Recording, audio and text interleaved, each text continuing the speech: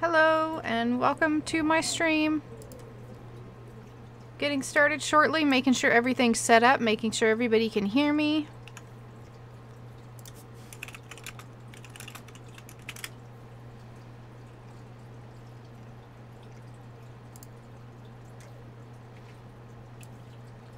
Any viewers that are there, if you can hear me, please let me know.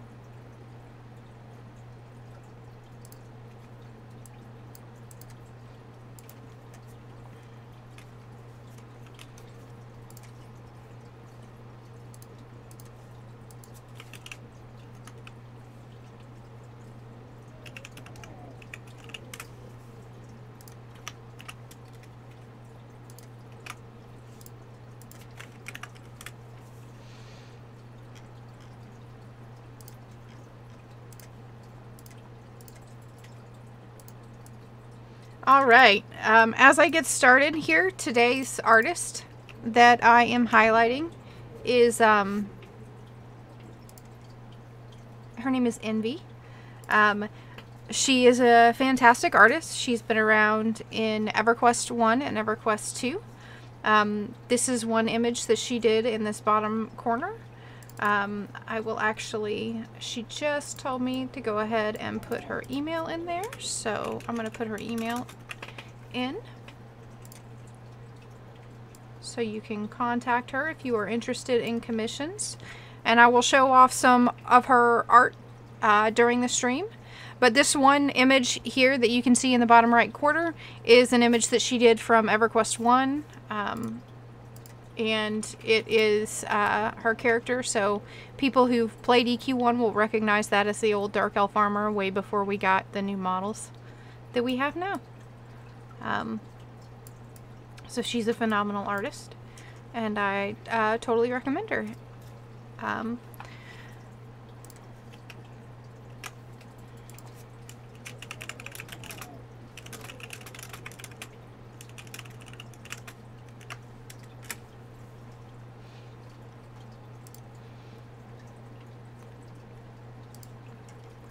Give me just 1 minute. I'm checking everything else out.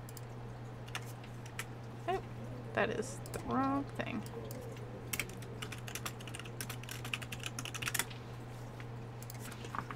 All right.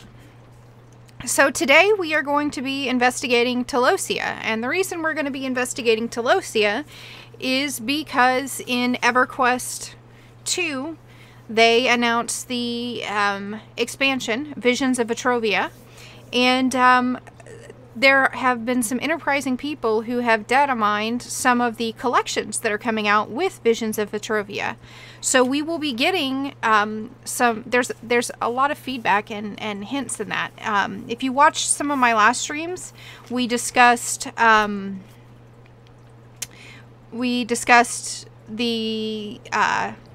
Vasti Deep instance and some of the hints and lore that were there. And when you continue that on and you look at some of the collections, which can be seen on the EQ2 Wikia, there are mention of the Trushar, of the Kiv, the Anuk, the Ukun. These are all Discordites, creatures of Discord from the Gates of Discord expansion. They also mentioned the Abysmal Sea. And in Stoneburnt Highlands in EQ2, if you go there, and that's, by the way, where Vasti Deep is located, there is the Abysmal Edge, right? Which is what used to get you to the Abysmal Sea. So, in Everquest 1, the Gates of Discord expansion was referencing an island called Taelosia. Taelosia was blocked from the vision of mortals. It was protected from, or rather, Norath was protected from the Gates of Discord by this veil. And this veil was held in place by the gods. When we invaded the Plane of Time and started trying to kill god avatars and killing god avatars, and then Drazilro turned back time to save the gods, they got really mad, and their answer was to pull back their influence from us on Norath. And that revealed, that process is what revealed the Gates of Discord, because once they pulled back their influence on Norath, that veil ceased to be as strong. EQ2 deals with Discord very differently. It kind of says that there was a Discord invasion, but it doesn't tell us everything about the invasion. We just know that it happened. This will be the first time that we actually see some of the consequences of the invasions of Discord. Discord has planes. I've discussed in the past how the planar structure of Everquest is. It's up on screen right now. So this is the planar structure that was originally drawn by Bill Trost to represent Norath. You have the planes of order, which are confirmed to us by Malin Starpire, who resides in the plane of knowledge, both in EQ1 and EQ2. And you have the planes of order are the elemental planes. That's fire, water, earth, and air. But where they meet in between, those are where the planes of Discord are. So that's your mud, your lava, your steam, your fog, right? Those in-between places. And it's also interesting to note in the Visions of Vetrovia expansion, there are some hints and references to these different elementals. And there's even in the Prelude event, which went live today, there's some hints that there are Veil Guardians, for instance, and things like that, and Mud Elementals, to kind of give that hint of Discord.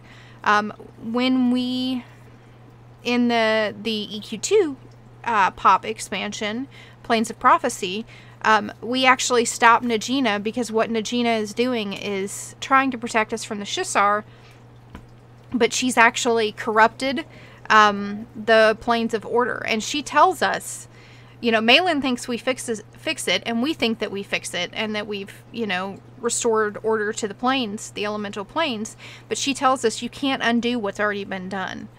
So, and the teaser for the expansion today says, you know, while everybody was focused on the celestial events, this is what was, you know, some people were interested in exploring the seas that hadn't been seen past the Shattered Seas.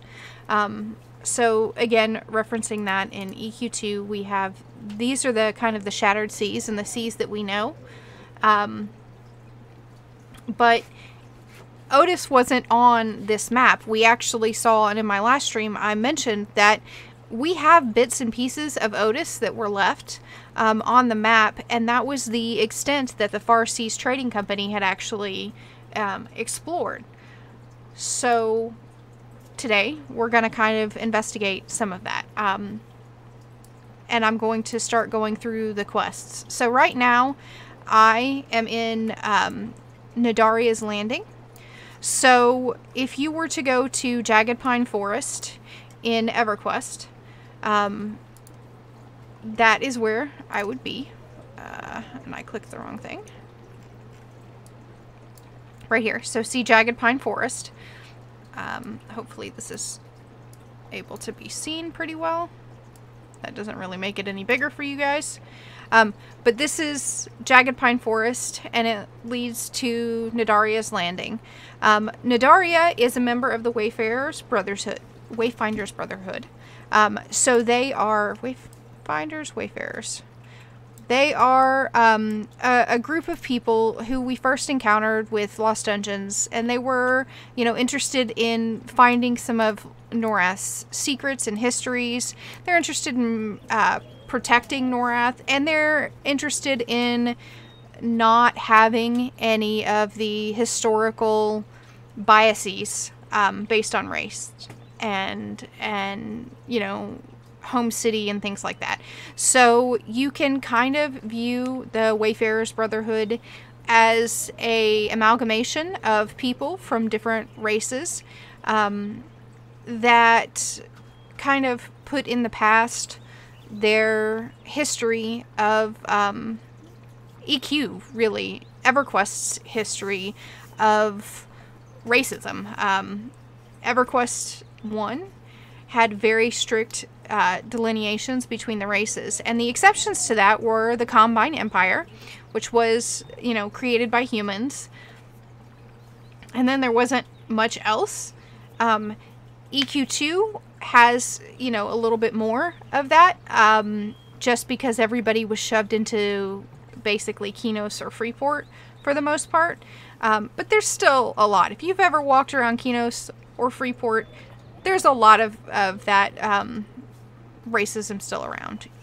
One of the ways that I look at the Wayfarers Brotherhood is to kind of see it as a loose coalition that kind of mimicked the Combine Empire. And it's interesting that it was started by, you know, a human, a barbarian, and a erudite, which represent the three human-based races, right?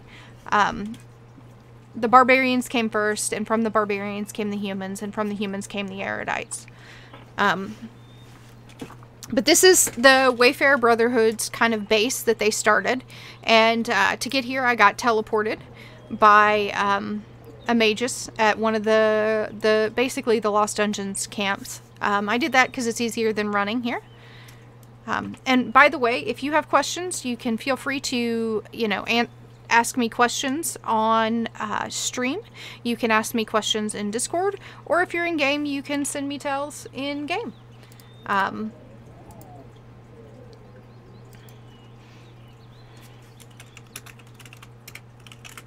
So I am more than happy to have any, you know, questions, comments, feedback, anything like that. Yes, the escort missions in Lost Dungeons were terrible. Also, if you're new to the stream and you haven't already, please slam that follow button. I'm trying to reach 50 followers. I am 5 people away from it. That is one of my goals for the day. So here's the magus, and where you went from here was you boarded the Queen of Thorns, which was this massive ship that they had built, the Wayfarers Brotherhood built.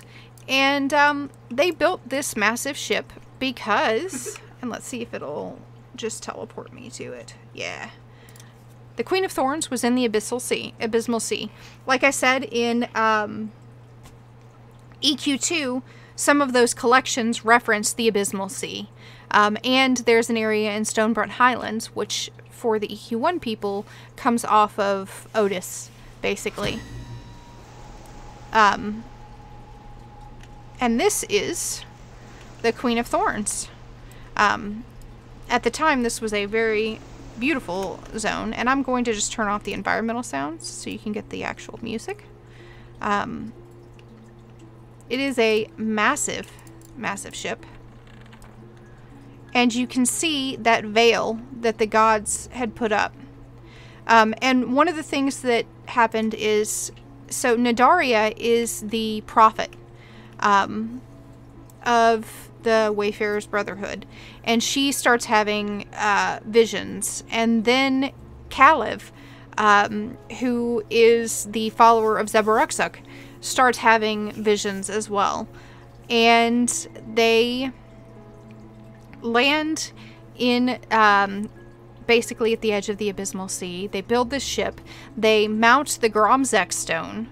And they use the power of the Gromzek stone to help them pierce this veil. And we're just, you can kind of see some of the magical protections, because right here we're just kind of sitting, and they're holding it at bay as we travel. And it's a whole city. Let me go ahead and dismount, just because I think it'd be easier to see. And to convey just how massive it is. So there's the Gromzek stone right there, which is this big troll and ogre kind of artifact. More troll than ogre. There's a lot of lore in that in EQ1 and EQ2. They're various travel globes. And I believe this was the way to get to Morden Rasp. And Anyway, Nadaria gets sick, basically. What happens? She gets sick and ill, and Caleb says that the way to save her is basically to go through to Taelosia. I'm going to kind of read a little bit of the story for you as we explore. In the dead of night, the crew of the Queen of Thorns let loose the lines of the mighty ship. It crept out from Nadaria's landing and into the abysmal sea. Morden Rasp, Nadaria Debine, Tondal Dezevar, and Caleb Genuar, I'm probably butchering those names, stood at the helm, watching the Gromzek stone float on a magical axis. When the stone turned, the crew steered the boat in the same direction. As they got into the heart of the currents of the abysmal sea, the water churned and whirled around them. Waves crashed across the mighty bows of the ship, and eddies pulled at it from underneath. The ship creaked and groaned from the strain of the angry sea. They sailed through the night and into the day. The sea did not let up, but got worse the further they journeyed. Morden consulted Nadaria and Caleb several times, fearing that they may be leading the crew to its death. Without hesitation, they both told Morden that they must press on, that they had to weather the seas. The Gromzek stone led them west, then north, then west again, and then it guided the ship around to the south and east again. Morden became more skeptical with each change in course, but commanded his crew to obey the will of the stone. Morden, wet with sea spray at the helm, felt a frenzied tap on his shoulder. He turned to see Caleb clutching his robes about him as the wind tore across the deck. "We must stop here," Caleb yelled over the wind's roar. "We must anchor here and send scouts out east. There is land there. I can feel it. We are here." And again, Caleb was basically, essentially, a prophet of Zebaruxuk, the ungod, the god of knowledge, who had, recently been imprisoned. And like I said, you can see it's a whole crew. They brought a whole set of people, trainers and everything.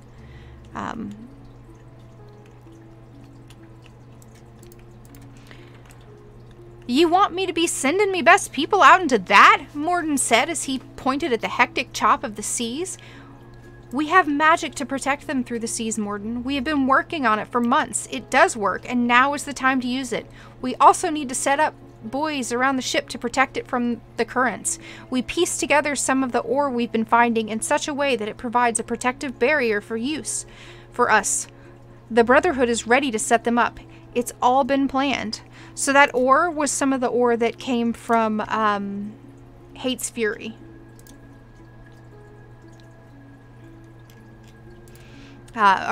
And they were finding it basically in the Legacy of Yakisha expansion, right? So it's the expansions right before we, right kind of at that cutoff between Everquest and Everquest 2. Morden raised an eyebrow. He was skeptical, but he was not one to shy away from great challenges. He'd never had the advantage of so much help before, or had so many scholars of magic at his disposal. He was starting to warm to the idea. "You really are mad, Caleb, but all right. I'll let you lead this expedition into the abyss," Morden said. It took several hours to anchor the ship, and as each buoy was laid in the water, thanks to the skill and ability of the Ixar and Froglock crew, the waters around the ship calmed, and a shimmering field of magic enveloped the Queen of Thorns. 3 crewmen were chosen to venture out in a small boat to find land. Morden quietly admired them for their fearlessness and loyalty as they pushed off from the docks in a hefty rowboat, their oars moving in unison until they disappeared into the dark sea. It was a full day before a battered boat emerged back through the protective barrier around the Queen of Thorns. Only one crewman remained of the 3. It was Ebo Driblot, a bleeding troll struggling with one oar and wheezing with every breath. Several crew members dove into the sea to heave him aboard the ship. He was fatally injured, but his eyes were languid, almost pleased. "We found it. There is land there, not far. There are pretty peoples there, but also something else. They attack me and crew. One stay on shore, one dead, and me come back to tell yous. They caught me before me got in de boat, he said. They beat me, laughed, and left Ebo for dead, but me gots de boat.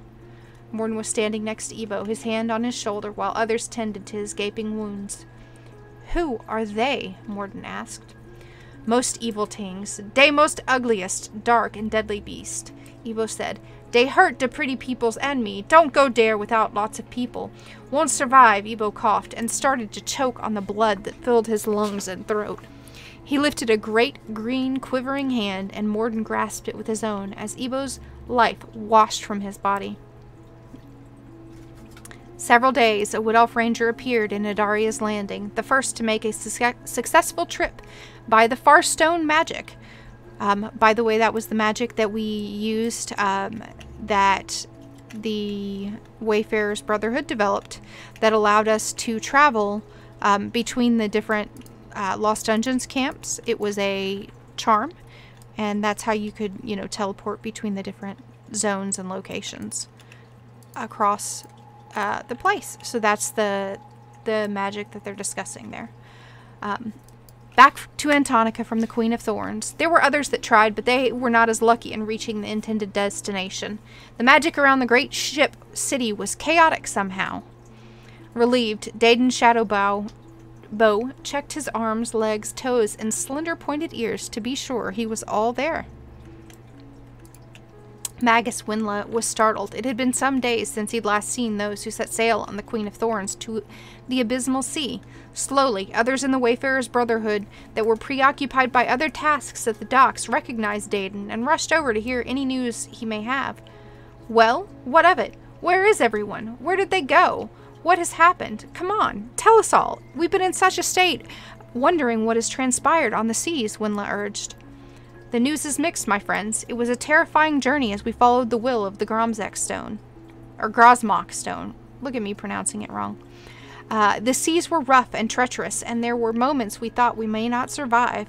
But then we found our way to some battered shores, Dedan said. We stumbled onto a new continent, named Taelosia. There is a quiet race of Norathian to be found there. You must know that we found much more than a land to find adventure and exploration. Gracious me, that is some news. How could we not see a whole continent? An entire race? That's preposterous, Winla added. The onlookers murmured melodically, with tones of surprise and doubt. There is so much more, friends. So much death and destruction, Dedan said, his eyes narrowing. There is something else there. Or rather, some others. They are the foulest creature. They cannot be of this world. Everyone moved moved in closer, not wanting to miss a pronounced breath of the Wood Elf. Something terrible has happened on Taelosia. We sent scouts out to learn more about what has happened there, and have already lost most of them. So now I've come to tell you and the rest of Norath a very important message, Dedan said. What is it? Don't just stand there, Winla shouted above the crowd. Make ready, everyone. Gather all who are able and willing to fight, Dedan said. Norath is at war. That comes from the story window and also the release of Everquest, Gates of Discord. Gates of Discord was one of the most hated expansions for Everquest, and if you listen to or have ever watched A Loving Robot on Twitch or on YouTube, he is an old EQ dev. And he actually discusses some of the reasons for that. And basically what happened is there were people from the Everquest team who were working on Gates of Discord were yanked and put onto the EQ2 team, because when EQ2 was released, it was only like 11 months. They only had the art assets, according to them. And in 11 months, they had to develop the entire game. He was one of the people who went to EQ2. So, the quests start here, and I do not remember where. I might be able to actually find Nidarea and Mordenrasp. It does not look like it. But they were here. It also might be that I just haven't done the quests that I need to be able to see them. This character was one of the free 85s that they gave out. So, I am looking for a gnome. Oh, there's Nidarea. Right there. She lies shivering and wheezing as her body withers. So she's kind of trapped in her mind, and Morden Rasp has challenged us with trying to save her. There's Caleb. My attempts to help Lindinaria have made her worse. I have sent a scout to tell Morden and Tondal to return as soon as possible. I don't know what to do now. I have failed my dearest friends. So we are going to come up here, and we're going to talk to Fezbin. Fizzles. Greetings, adventurer. Have you come to explore this new continent we've discovered?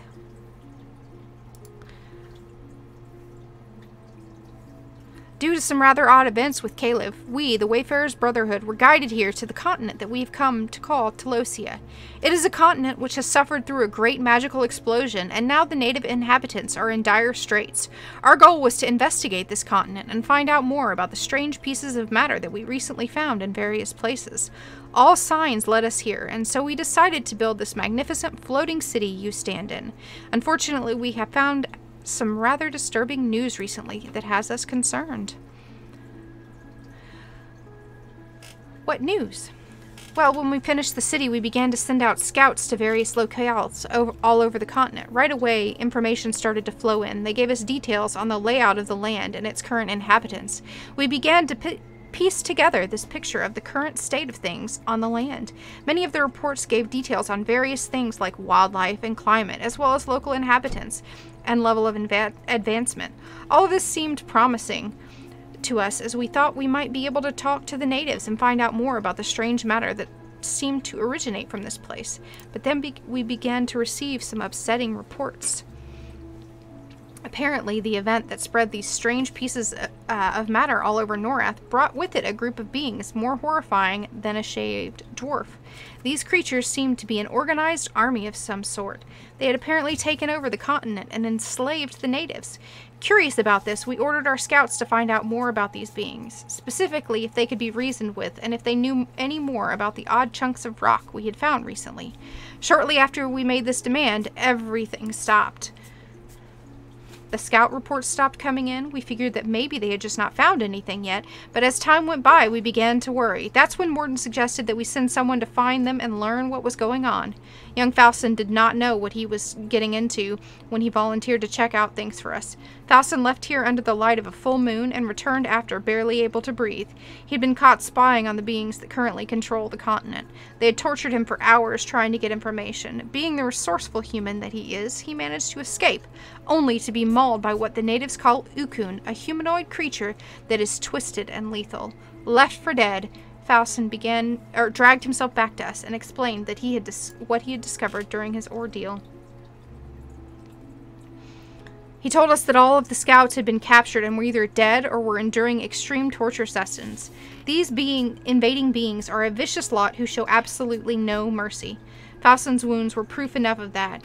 Faustin explained to the scouts who were still alive are being held near where they had been discovered. Those who he could not find, he assumed were dead, but he still tried to get some proof of them before he wrote them off. Unfortunately, Faustin would not live to see his desire through. He passed on shortly after revealing this information to us, and now we are at a loss as to how we can help our scouts, who are still living, return to us, and provide a proper burial for those who were lost. We cannot afford to send anyone else out there, as it seems it will require a significant force in order to have any chance to accomplish the task we need completed. With half of our numbers back home dealing with the investigation of the recently unearthed dungeons, and the rest here on the ship handling what information we have, and trying to decide the best plan of action, Morden figured it would be a good idea to ask some courageous individuals to assist us. Morden has authorized some form of valuable reward for those who can bring us any information regarding our missing scouts or the scouts themselves. Seeing as you have been so interested in all I have said so far, do you think you would be interested in helping the Wayfarers Brotherhood? I'm going to tell him I would be interested. And he doesn't say anything to that. But that's the quest. Maybe we have to say, I will help. Well,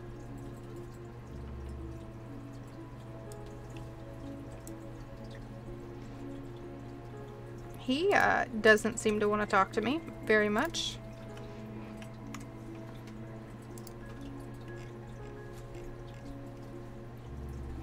Maybe I have to say yes to him? Maybe that's just the answer? So this was another thing that a lot of people don't remember about EQ1.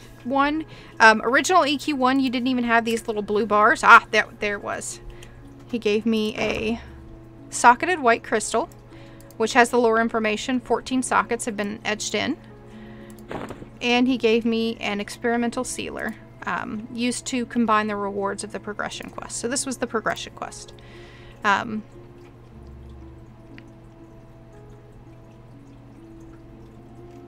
Most excellent. Please take these as a token of our gratitude. It is not much to look at now, but by helping us, you will find ways to make this stone more powerful when combining it with certain items in that sealer. Please take the time to find Taminoa, Vathan, and Lindinaria. They are all on the ship. Each of them are responsible for information from certain areas of the continent.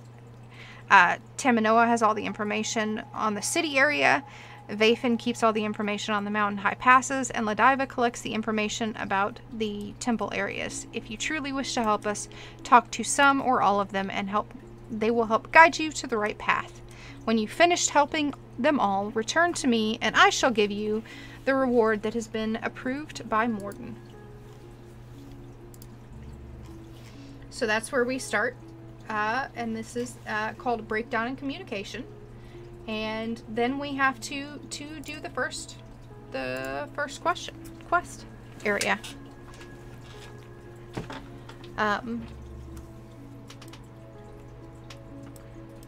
So there are different cities. I'm gonna see if I can find him. Taminoa. She's somewhere around here. Oh, there's Lindinaria. I bet she doesn't even talk to me yet, though. She's wielding the Enchanter Epic. So this tells us a little bit of information. I'm just going to kind of go through this rather than read all these things. See if it'll give me... Yeah. It's not going to give me those yet. And I will kind of discuss over it. And see if I can find the... There we go. Taminoa is the first one, I believe.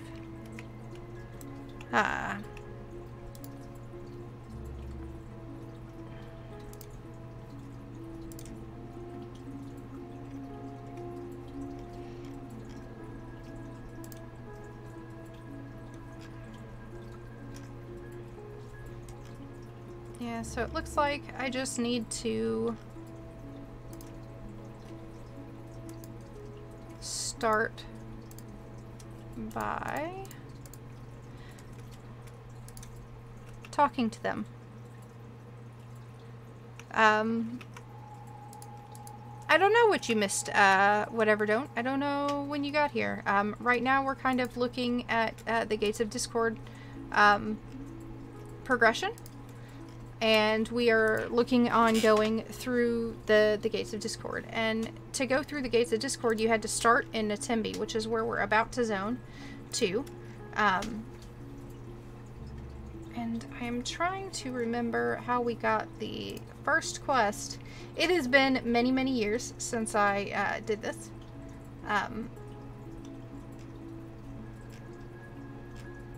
And yeah, Step one was to go to the sewers, but to get to the sewers, you had to first start with breakdown, and so we talked to Taminoa, and he's going to tell us about the part of the city called Kanimbi. I cannot pronounce these things, so you know, please forgive me ahead of time.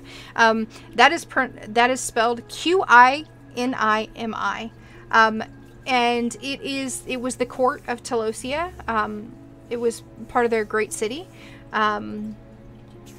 So we're just going to head first over to Kanimbi, since it doesn't look like he's going to give me anything. I just have to go, and then I'll follow that. Alright. The Magus will teleport me. So we're going to say, hey, just take me to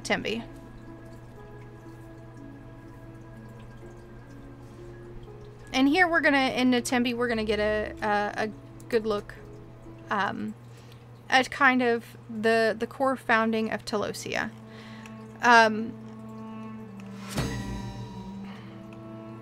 So these are the Telosians. Telosians have a heavy reminder to, you know, the Atlanteans that you see in like Disney and several other places. And you can tell this place was heavily inspired off of Atlantis, the lost, you know, city of Atlantis. The Telosians are water god worshippers. And presumably they worship Praxis.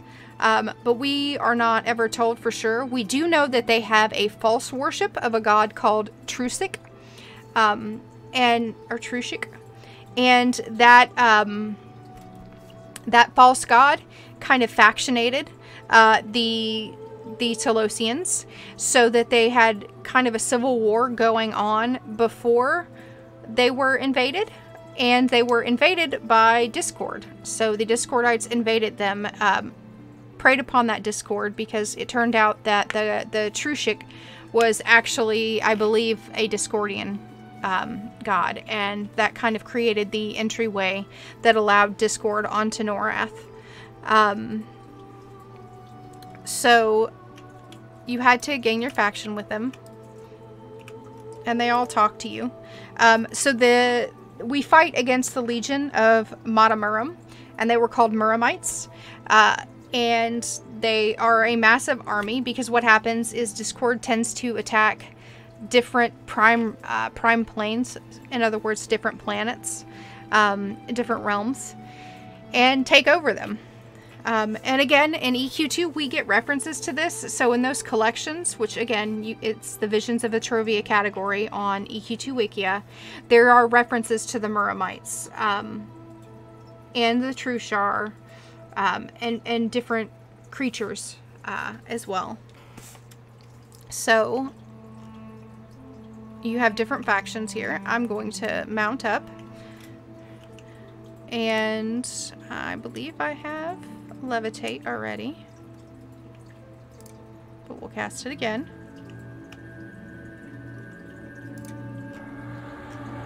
One of the things that did happen with this expansion was a lot of Sea and Viz stuff.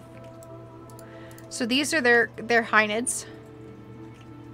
And it was a very broken and destroyed land. You have Telosian ghosts over here. So these are some of the ghosts. Yep. It's dead. And we're going to find what we first see of the Muramites. The other reason that we knew that these were Discordites is because the Priests of Discord got super excited at the same time. So in EverQuest 1, if you wanted to be PvP, you... so these are the Mostruck. If you wanted to be PvP, what you did is you turned in your book. You had a Tome of Order and Discord, and you turned it into a Priest of Discord, and it flagged you for PvP. And it could be on any server. I don't know that we get a bunch of information about the Mostruck. I know we get information about some of the other races. So Mostruck are resistant to blood objects. Their thick hides, cold-based elemental magic is ineffective, but fire magic is really effective. So they are very protected from the cold, but weak to fire. You have these stone mites, which also look like kind of extinct species on Earth. And I don't know why I have such clipping issues, because I think I have the ability to see as far Yeah, I should see pretty far, but for whatever reason, it's not showing at all. So, let's look at the Broken Shores map. It's mostly still water. There's a Crag Beast who roams. You've got some kind of ruins around here. Some of the old temples and things like that. But the place to go is Kanimbi. So here's some of the Nox. So these are also a Discord creature. They also run really, really fast. Nox have bony frames that make them weak against crushing damage. Their plated chests protect any major organs, reducing effectiveness of arrows or slashing weapons. Their flesh is diseased, which makes them resistant to disease-based spells, but their thin skin means that cold is quite effective against them. So these are the Nox. Most of the time they couldn't be rooted as well. You can see torture cages and everything else. And this is the gates to Kanimbi. Over here, we have a Ratuk, which you can see is a big, like, almost Anubis-looking creature. They wield axes, obviously. They have no major weaknesses save magic-based spells, because they have a very strange body makeup. So one of the things that we can see here is that Discord, when it affects you, it corrupts, right? It corrupts and it changes you. And we are going to Kanimbi. Again, if you have questions about anything, just let me know.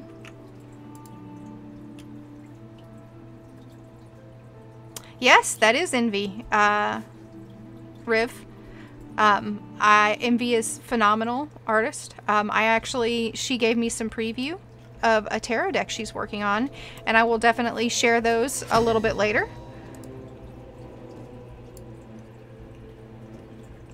If the songs and sound are too loud, let me know. I'll turn them down. But right now I have the sound up. So this is Kanimbi. And here we encounter, you know, the ruins. But we also start to encounter some of the creepier creatures. The Ukun. And if you look at those look like people, right? They look like people who've been twisted and evolved into becoming animals for the army. Hi, Nadash! So the quests that we have in EQ2, again, the collection quests directly reference the Ukun. Yeah, I don't need that. So we don't know if we're going to see the Ukun, but we might, because, you know, the collections reference them. And there's enough references in those Visions of Etrovia collections that tell me that we are going to Taelosia. Yes, Riv, I am almost certain that we will be going to at least parts of Taelosia. So I actually think, to kind of take a little bit of a split away from this, let me turn down the music just a little bit because it's loud to me. I actually think that we're going to get a combined expansion. So I don't think all the expansion is going to be Taelosia. I think there's going to be some islands that are Taelosia, and I think there's going to be some islands that are the Buried Sea in Everquest. And the reason I think that is because, let me just go through the list of some of the references that I caught in the collections that we've seen. So we have information that references Aminophas and Anashti. And if you're talking about lost areas and lost gods, Taelosia is probably the area, or the Buried Sea. These are places that were cut off from Norath a very long time ago. The Trushar are a reference to Gates of Discord. Quellius. Cerberus, which would be kind of a reference to death. The Dreadfall Coven, which we've already met in Vasty Deep. A variety of elementals, like I mentioned, fog and mud. Muramites, which are the collective term for the army of Matamuram. And Matamuram is the overlord who is leading the Discord army here. The Ikun, which we are finding here. The Kiv, which I have not encountered yet, but they're around here and I will show you them. There's one over there in the distance. The Enuk, Karupa, Sphinx. So there's some references to the Sphinx, and the Sphinx are kind of one of the reasons that I think we're still gonna see some of the Buried Sea, because the Buried Sea was basically a island that had a city, a Combine city that had the Combine Empire, or the Combine Emperor, and that's where he was actually hidden, right? And it was this big secret, and they took it upon themselves, the Combine Empire took it upon themselves in the past to decide that they needed to preserve different races on Norath, and so they took the last Sphinx, they took some of the last Shisar that somehow, you know, survived on Norath, and that isn't named. They took the last, they took an entire dwarven city, actually. I believe they had some sirens down there as well. Basically, they just took a whole bunch of races, the Kedge, and started exploring, or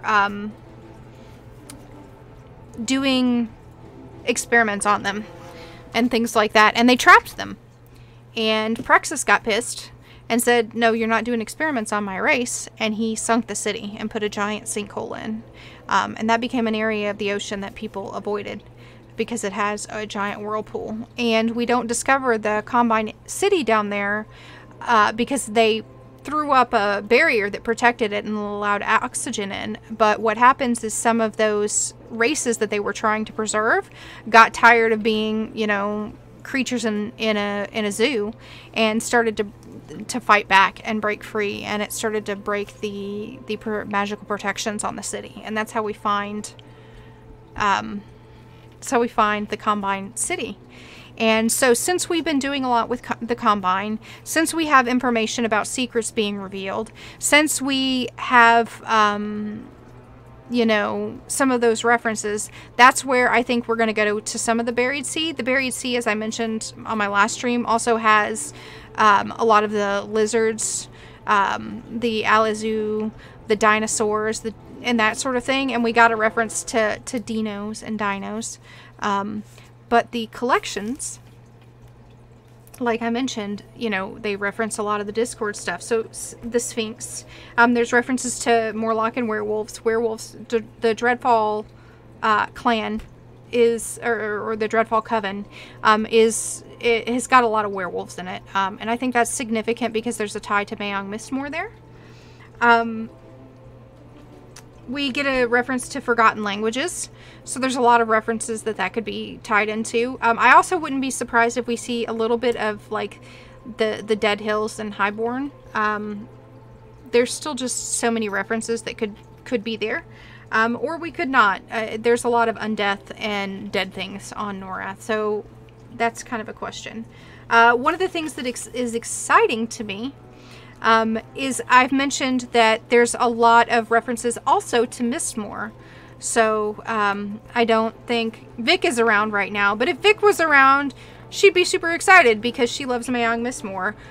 We are going to get some more Mayong Mistmore story as well. So somehow they're going to combine what we know is going on with Discord as well as Mayong Mistmore, because we get a reference to Zarakon's tooth. If you don't know who Zarakon is, that is the vampire dragon that Mayong made and imprisoned.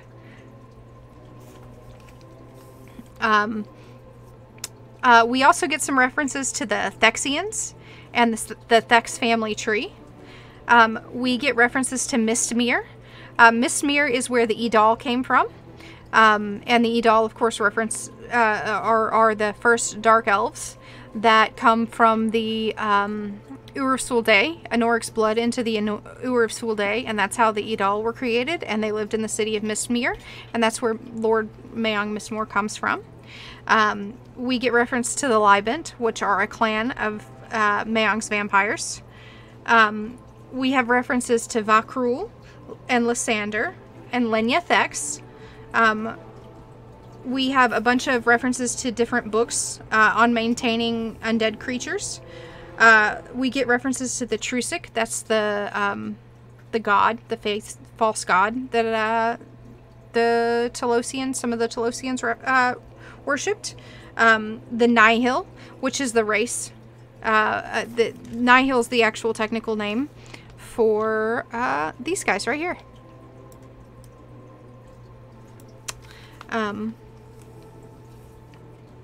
We also get a bunch of different names for members of the Dreadfall clan.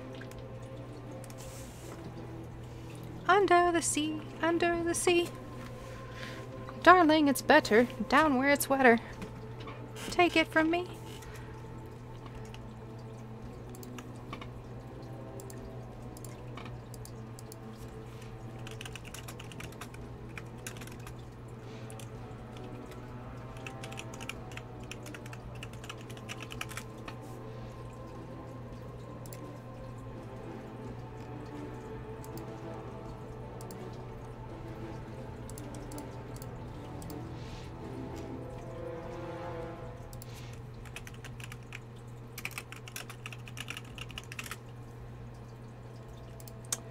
So, yeah. Sorry, I was answering some feedback on Discord real quick. As we kind of discuss.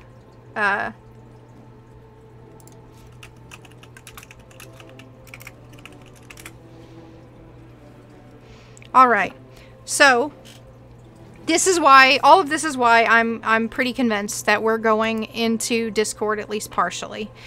So as we kind of look around here, oh, I fell into the water. This is a Kiv, and they are very, very ugly. Welcome back, Riv. So the Kiv were very stealthy, and they see invis. The Kiv have no weapon weaknesses or resistances. They can deflect incoming arrows and thrown objects. They are resistant to poison-based incantations and weak to magic-based spells. And see here, you can see how they have their different pets. And they are enslaving the Nile. And we're just letting my pet and mercenary, you know, protect us as we look at this section of their city. My information on this Discord and everything else, by the way, completely comes from actual quests. I'm just not going and doing all the quests because there were a lot. This expansion is in part really a hated expansion because it was tuned poorly. It was tuned for the wrong level range, and so that made it extremely challenging. Yeah, thank you.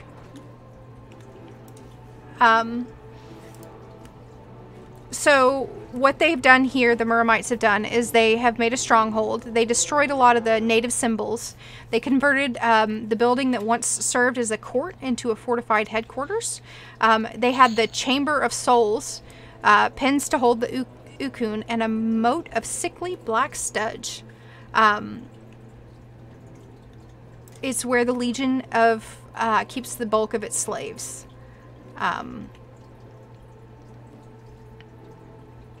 Slaves were used for menial tasks. They were... The other interesting thing about the Nihil... oh, they managed to tune it to the wrong level because... So, Gates of Discord came out earlier in the same year that EverQuest 2 came out. So they didn't rush. It's not that they rushed Gates of Discord. It's that they pulled devs from Gates of Discord in EQ1. They literally went home Friday and came in on Monday morning and were like, congratulations, you're now working on EQ2.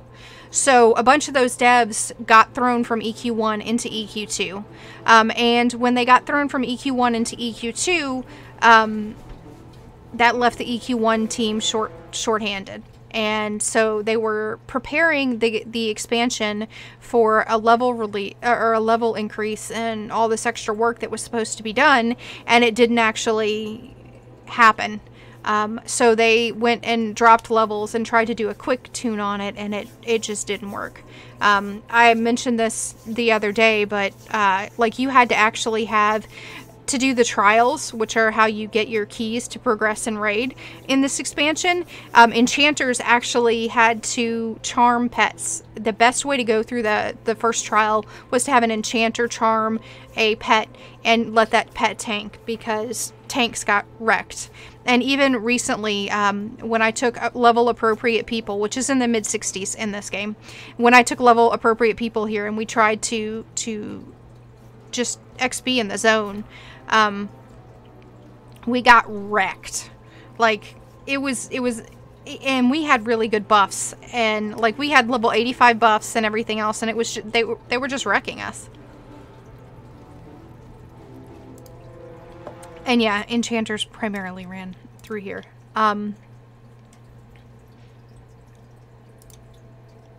So this is Kanimbi, and I have to find a journal entry. So it is not marked on my maps, sadly. It is going to be the right wall from the zone in. But again, you can see how they've started to destroy things. You can see their architecture, different herbs. Oh, and the Nighthill were very, very strong geomancers, right? So the only geomancy we had before this point was we saw with the K-Doll in EQ2. But the geomancy was one of the things that the Nile were known very, very well from. So even though they were very small and petite and couldn't lift things, their stone magic was supreme, and they could do things with their stone magic that you know, many other races, including, by the way, the races of Discord, couldn't do.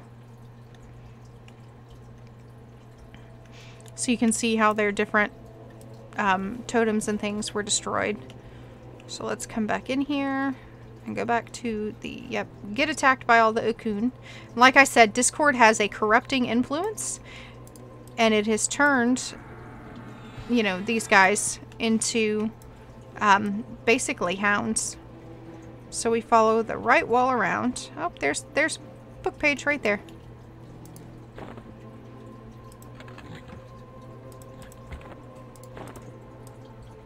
And it was his journal page. The last words of Crescent before he disappeared.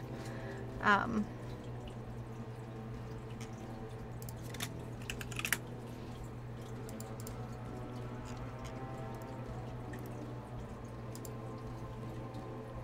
it wasn't, excuse me, I mentioned Trusik. Trusik is the faith. Trushar is the god. I apologize, I got a little bit wrong there. Trushar is the false god, the false water god.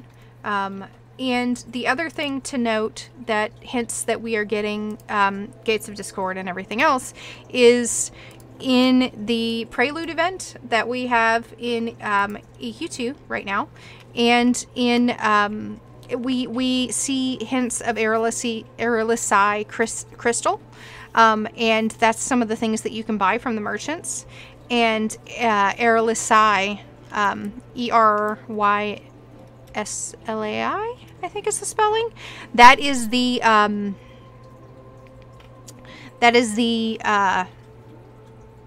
on, brain. That is the name of the plane of water. Or plane of earth. No. No, that's not that's the name of, I'm wrong. That is totally the name of Air, I think. Because water has a different name. My apologies. It's Eudor for water. So then we're clearly getting some references to air as well. Because there's definitely the air crystals in the new information. Okay, so we have found this first bit, this first report. And we have to go take it to Taminoa. And yes, you have to do this to unlock everything.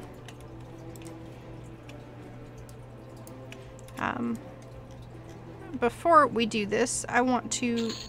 Yes. I don't care about any of the loot. Show you this person up here. And the EQ2's. So these guys are very interesting because they are snake people. They are snake ladies. And we get them as where... Well, yeah, it is air. Thank you, Faye.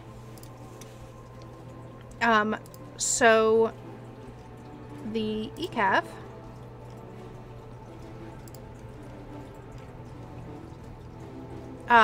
They are snake-like beings. The scales on their lower body are all but impervious to slashing weapons.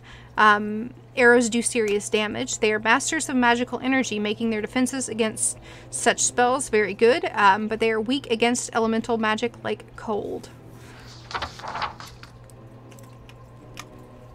Thank you, Envy, aka Avarice, for the follow. Yeah, Air Sly is air. I got it backwards. But we get references to that with the expansion. So by the way, that Avarice is also known as Envy, and she's the phenomenal artist that we have in the bottom right hand corner. And you know what? I'm just gonna take this chance or this opportunity to throw some of her art up on the screen for you guys. If you give me just a second, this is for some of the work that she's working on right now, which is a tarot card. She does all kinds of different art. She also did, like if you go, you can look at her stuff on, it's Envy, the letters, envy.deviantart.com. Envy has been one of my favorite artists since Everquest days. I found her when I roleplayed way back in Everquest 1 days, when Everquest 1 was my primary game, and saw her lovely artwork and the Shadow Striders and the different roleplay stories that were going on and the artwork that matched with it, and I loved it. So let's see that one. So this is one of the images that she just shared with me. Right there.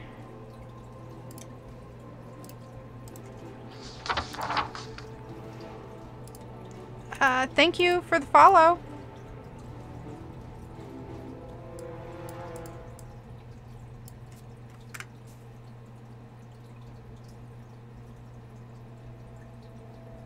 Okay. And the other image that she just put, give me just 1 second, and I'm putting that one up.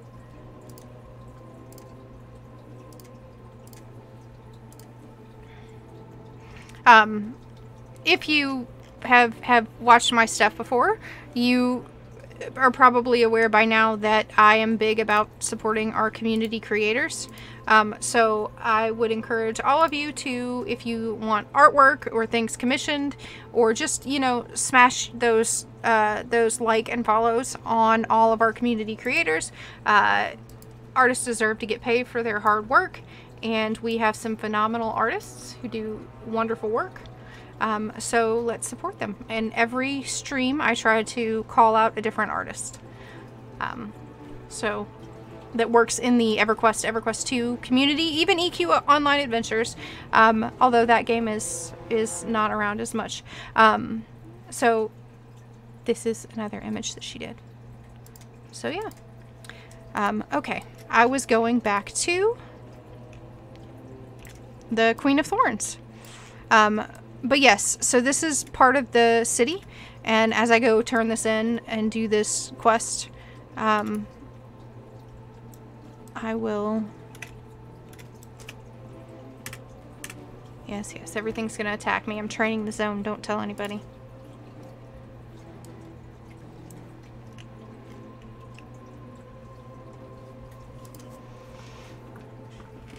So the Inuk, that's what that named was that we kind of saw.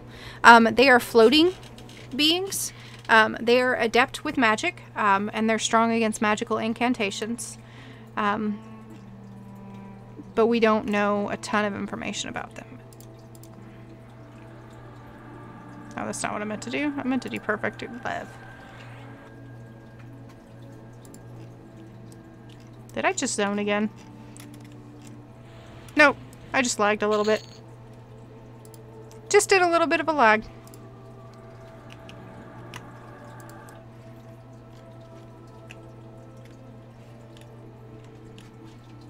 Does anybody have any questions about any of the creatures so far? As I kind of just go back through this zone. And one of the reasons I wanted to actually go through the quest line rather than just present information is because the Gates of Discord information. So if you're talking EverQuest, a lot of that old information you can find. You can find quest dialogues. You can find a lot of that core information. But Gates of Discord and Omens of War, like I mentioned, are some of the most hated content that EverQuest had, because it was poorly tuned, and that made it really unfun. It was difficult to do. You couldn't do the things, and you were stuck by these, like, getting unlocked was a hardcore thing. Like, you had to be unlocked to progress. And it forced people in the same areas. There were different trials that could only be done as a group and things like that. Whereas previous keying and like Planes of Power was done, like you would raid a mob and so many keys would drop, and or flags and things like that. That was how you would get your keys. I have full faith that the developers have actually learned from that mistake. And will not be doing that here in EQ2. So we're going back to the Abysmal Sea. I don't know how Mayong Mistmore ties in. I do know that he does tie in. I'm utterly and completely fascinated by the fact that he ties in. And it looks like we will be getting more history of the Dark Elves. So one of the things to remember is there are tunnels underneath Norath called Subtunaria. But they're just also called the Underfoot with a little u. Those tunnels, many of them across Norath, collapsed or started to collapse in EQ2 with the rending. And as those tunnels collapsed, subterranean races were either left in pockets like we see in Thalumbra, or they had to come up somewhere. So we know that Mayong Mistmore had extensive dealings underground. We know that he had his keep, the Dreadspire Keep, underground with the Draconids and the werewolves. We actually know that he brought some of the forms of lycanthropy to the surface of Norath. And we also know that Dark Elves lived down there, and there was an entire Teardal Empire. So we might be finding out more about some of the lost empire that fell. There was a city in the Underfoot that actually fell, in an old Dark Elf city, and it fell. And it became the previous king, before we, got the next king. But the previous king of the Dark Elves fell and became a Lich King, and basically that entire city was gone from the Empire. So We don't know how that references to Mayong. There are definitely some similarities there. Remember that lore is always told from different perspectives. So who's to say that it wasn't a city that fell wasn't Mistmere, right? And the Lich King wasn't just a vampire king. So let's give this to Taminoa. And he gives me the next note that doesn't tell me any lore with it. And he tells me basically that we got to go back and find more information. So we are in Breakdown. So we have to go find. He reads the notes and basically said he was that the scout was interacting with a particular slave named Sislono Nizlan, who promised to help us get into the headquarters if we got rid of the tyrant Tixert. And let me take this maggots back and we'll run back.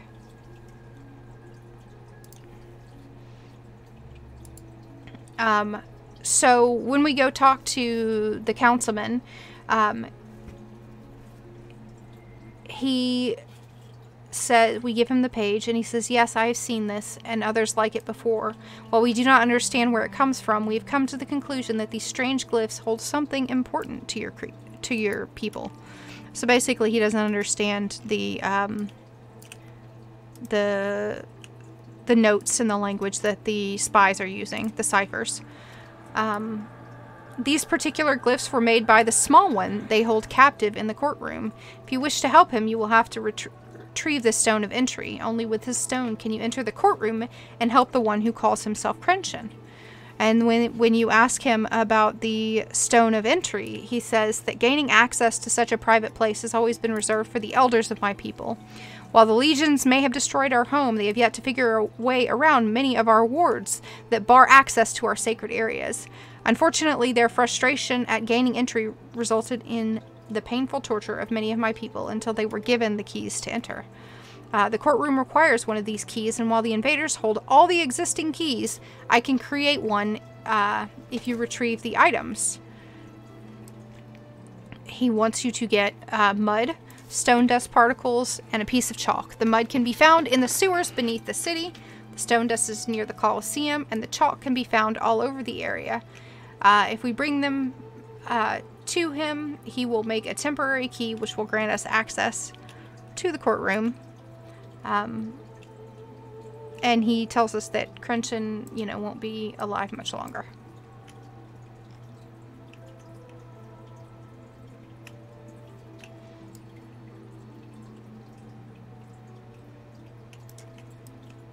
So we're going to go give him the key, copy.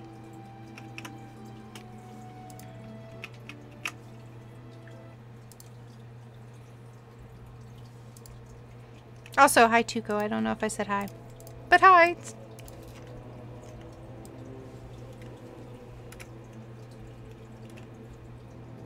And this slave is one of their councilmen. Right? So he would have been one of the leaders. They were also big architects. Again, some of this is visual storytelling that you can kind of see. Right? So you had a rites dancer. So you can kind of start to understand the Nihil as a people. You see chanting and dancing as key to their different rites and rituals.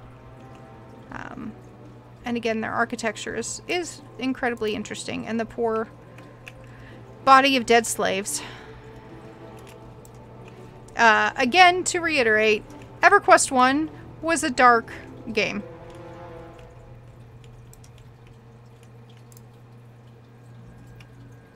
Oh wait, this is not our correct one. That's the wrong councilman. He gives us a different question. He says, please leave me in peace. I wonder what this is.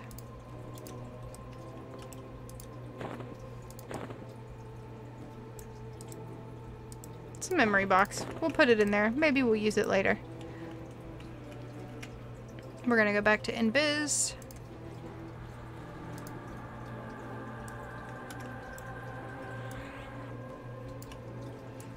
It's been a very long time, so I don't remember where he is. I have a lock, but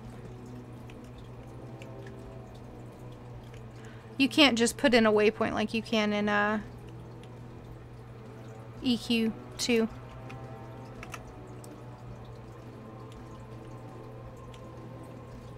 Yes, it was very dark-sided. Very creepy place. I thought I remembered him being along the wall, but I could be wrong. Well, there's a gravedigger. That's to Burundu.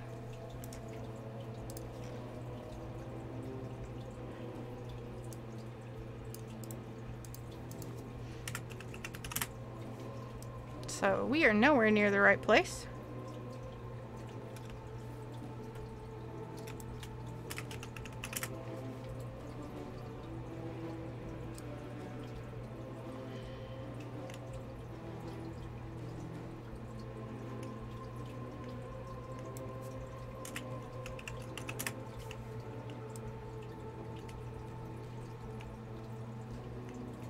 Might be one of these buildings back here. We are getting closer.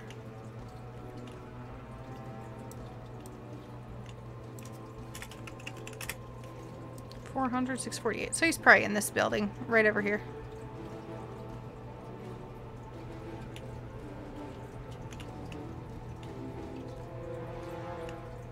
Nope.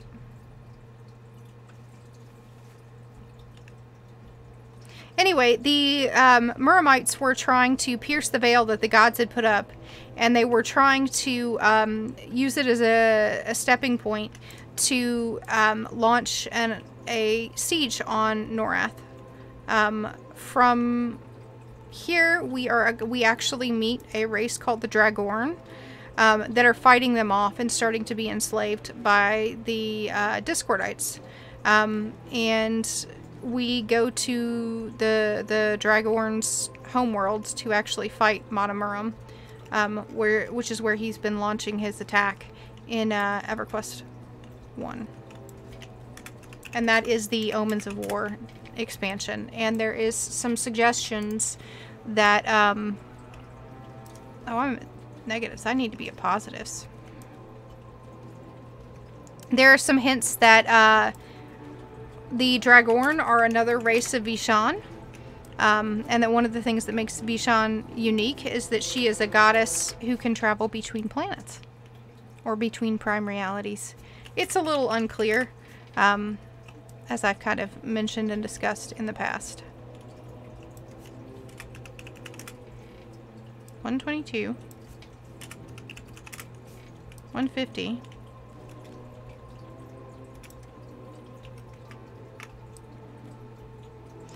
We don't know who made the Nighthill.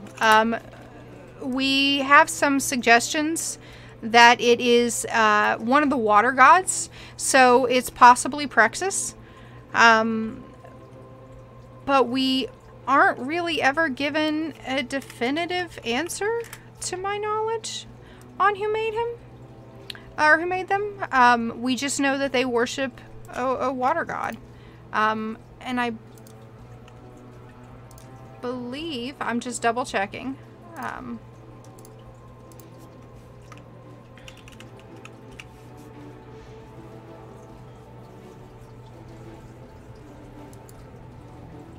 yeah, so the Trusik who worship Trushar, who is the false god of water, basically open up the altar of destruction to summon Trushar to this world, because he likes to blow things up. And it turns out that Trushar is basically a opening to Discord. So the people here essentially were the architects of their own destruction. And possibly, or getting close to the architects of the destruction of Norath itself, right?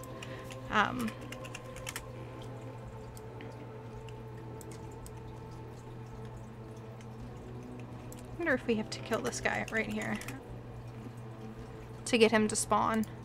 I have a lock, but I have never in my life been good at locks. I will admit I am awful at them. It's always been one of my weaknesses.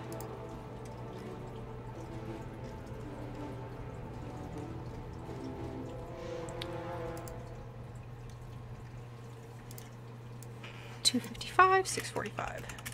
So we are... That would suggest like over here. There he is. There he is. I just missed him. Hi, Avarice. / envy. Oh, I don't want to do that. That's the wrong spell. I want to do that one. Or just let my pet take care of him.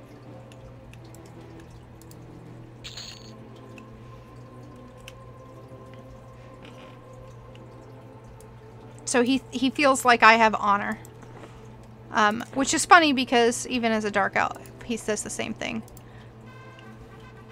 So you can see here he's still pretty strongly empowered by his ties to water. And again, this is where I was talking about they have this strong tie to the idea or the concepts of Atlantis and the lost city of Atlantis. This is both their tie to stone and water. It's possible that they are one of the more original or primal creatures or primal races, which is why they are able to tune into the elements more easily. The Muramite races, we don't know, because they come from, they're basically aliens, for lack of a better word. They don't come from Norath. They all were transported to Norath through a portal. And the only reason we know much about the Dragorn is because we go to their planet.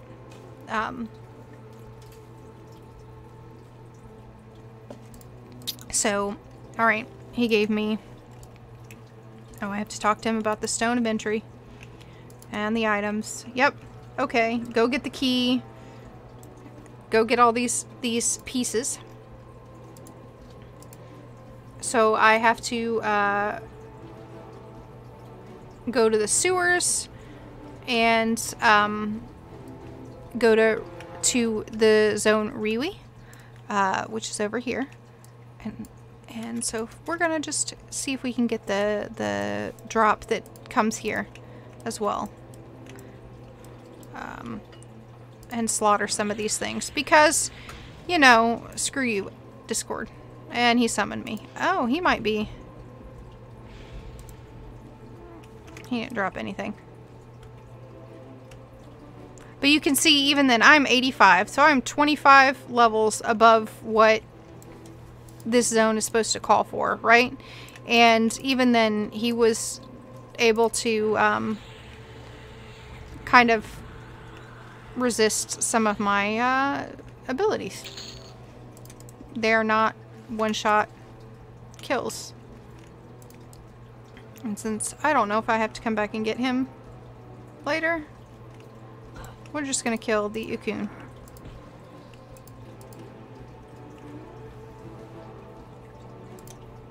No. Where did he go? I guess his body just disappeared. You know what? We're gonna go over to these big rooms and just slaughter them all. Because, you know what? They deserve it. It's also hard to tell what race some of these guys come from because they are so twisted by Discord itself.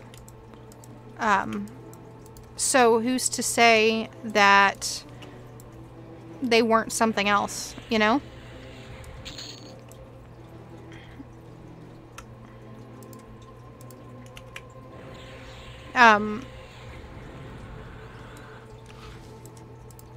Who's to say they weren't some of the other races that we have on Norath, you know?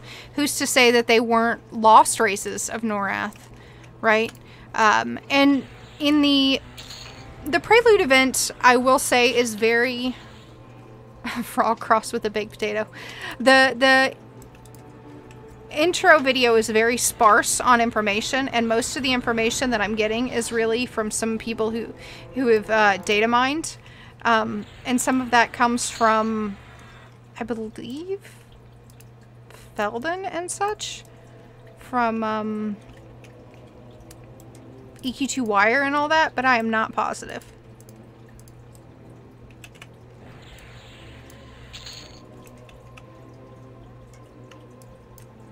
So we got... Oh, I'll take the blue diamond because those are actual money. We are currently looking for a glob of mud. So when I talked about the reference of Discord that we get in EQ2, the reference to Discord could also be a reference, you know, it could just be a reference to mud in general, because again, the Telosians, the Nile, dealt with both stone and water, but it's hard to say for sure.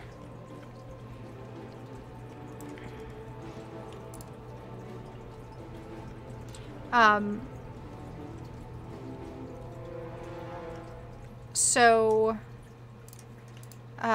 as I kill this stuff and slaughter everything, I'm just gonna kind of, well, everything but the Nile, because, you know, I would feel bad for doing that. I'm gonna kind of tell you a little bit about some of the other, the quest as it continues. Basically, the key that he's giving me is a key that it's a geomantic device that is going to allow me into the courtroom. What new? Nothing. Nothing interesting. Okay.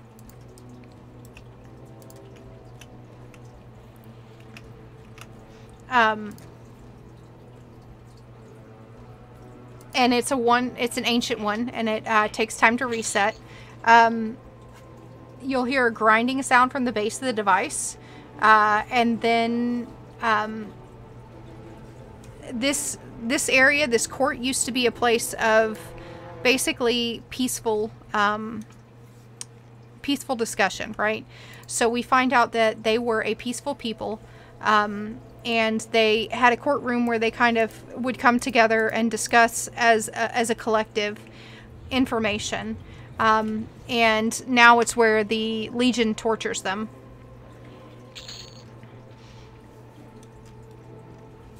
Because that's what they do.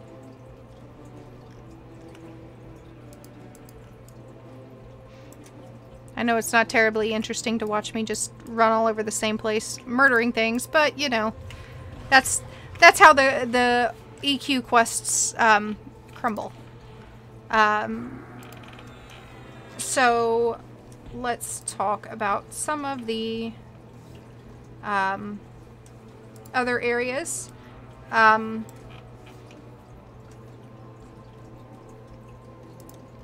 So if you go to certain areas in the zone, oh yeah, they have Telosian tea, so they have special herbs, and those herbs are also referenced again in those data mined collections. In the past, Telosians were sent to the Nihillia purifying plant when they died. They were sent to a crematory. Their souls were separated from their body and imbued into the spirit stone. So whatever the spirit stone kind of is. And see, he's got a spirit summoner bag.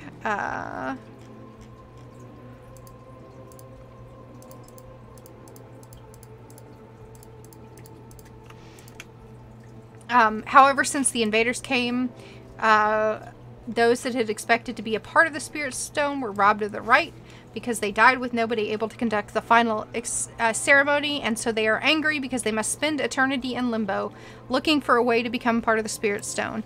So this is significant here too, because if you are familiar with the way Everquest works, generally speaking, souls of the different races go to the Aetherneer in the afterlife, right?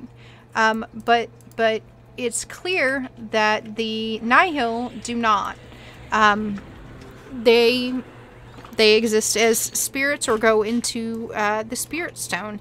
And so who's to say that that might not relate to, you know, some of Mayang Mismore's experiments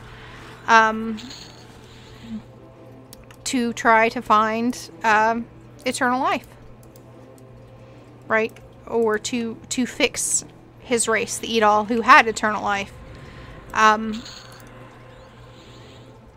And we see those, that's why we see so many of their ghosts and everything else all around, is because they can't go be part of this Spirit Stone. And we go to try to help them fix their purifying process. The other thing is that they had a massive sewer system. So they had kind of like running water and things like that. Things that, you know, we put into our houses in EQ2, but that didn't actually exist, you know, as much in EQ1.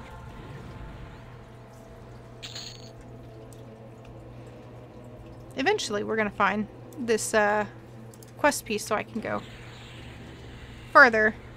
If I go much longer without being able to see it, I'll just start exploring the zone so you guys can see stuff.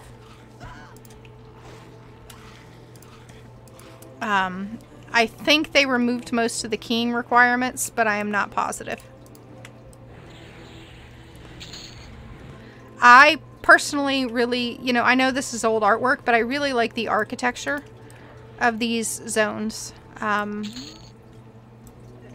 As much as I was an enchanter and I actually hated this expansion. I did not mind going and doing the group and everything to help people get through, but it resulted in some heavy enchanter nerfs, and it was not very fun overall.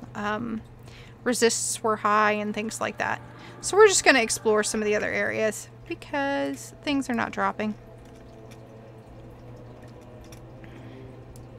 and I'll just discuss them with you guys.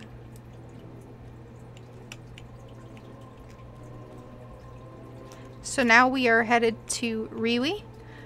People really didn't like the naming of the expansion as well. So here you can see some of their different sewer systems. And we're going in.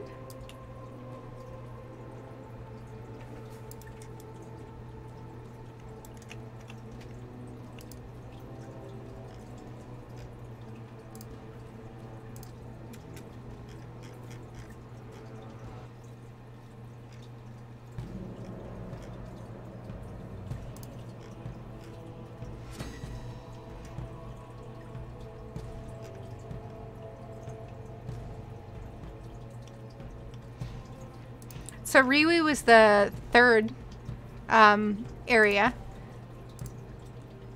that we went to. This is where the Colosseum was located. It is where the armies of Discord just kind of slaughter the Nile. And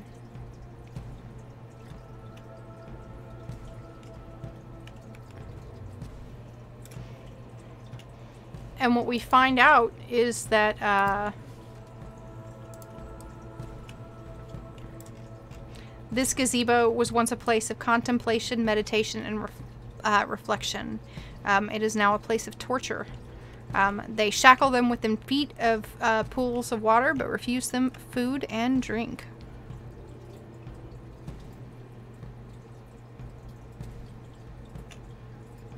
So we're going to kind of look around.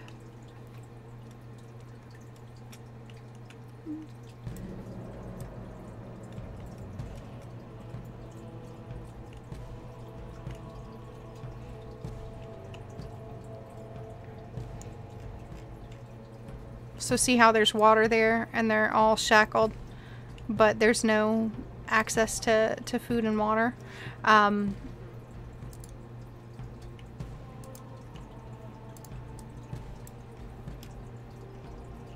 so the Yunjo are kind of like the slave resistance that we see. And some of them, the people are willing to help and some of them are not. And what we do, one of the things we do is we actually explore this area and we help them poison and kill different creatures.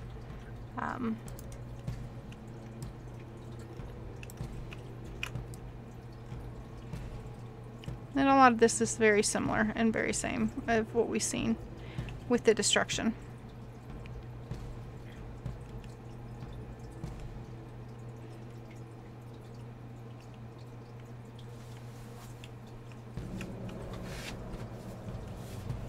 And I love the music, but I think that that's true of all of the Everquest games. So here you can see some of the cages where they trapped. And again, their models were very, very in-depth for the time. And how they're kept.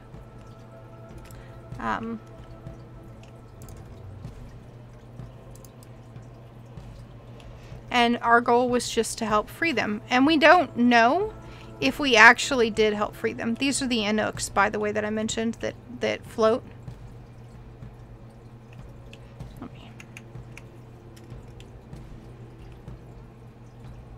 So they have some really interesting models. The other reason that this was one of the most hated expansions is because it just didn't seem to fit as much thematically with everything that we had seen in the past. So down here you can see where they were summoned to fight, and these were their different golems that they made. Their stone servants, who were incredibly powerful, and that is part of what drew the Might of Matamuram to here, is that they wanted to gain access to the power that the Nihil had. So it wasn't just that they were trying to invade, they were also after, you know, getting access to the stone power. See?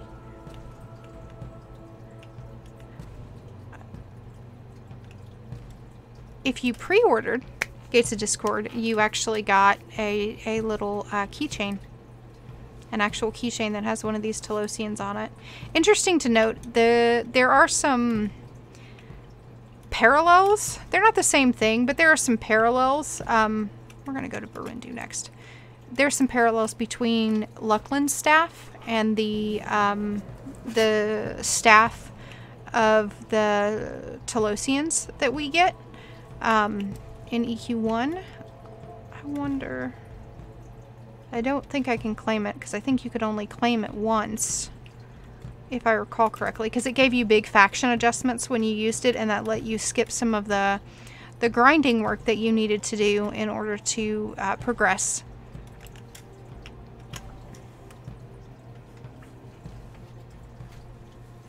And a lot of people didn't. A lot of people didn't feel the Nihil.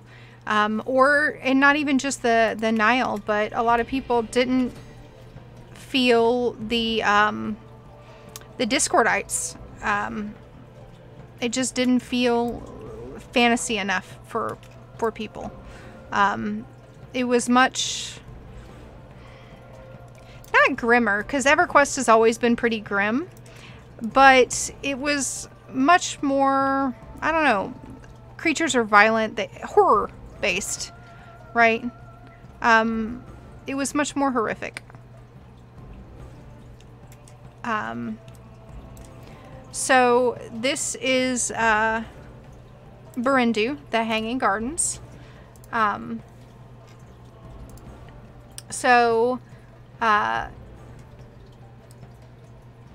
Burundu was once a place to build stone workers. We know that much, but there was a lot that we didn't know about this area.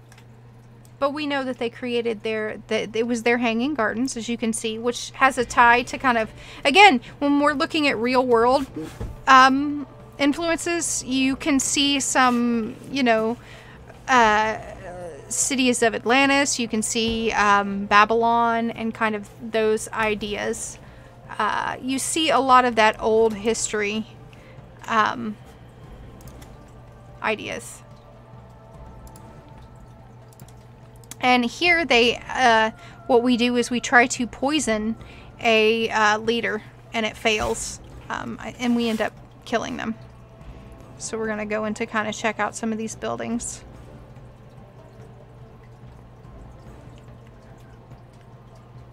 And they're different stoneworkers.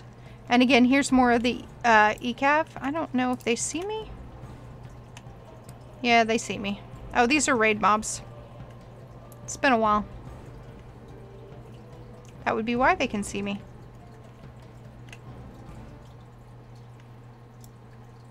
And their gardens to grow everything. I mean, it was really pretty. I still think Burundu is one of their prettier zones. I mean, it does use the same color palettes over and over again, but it is still a pretty and interesting kind of developed zone. But I don't fault anybody who feels like it doesn't fit in with the EQ's theme. I'm trying to remember if I actually have to go into the temple to get up, or if I can just run up it still. And it doesn't seem to want to let me run up.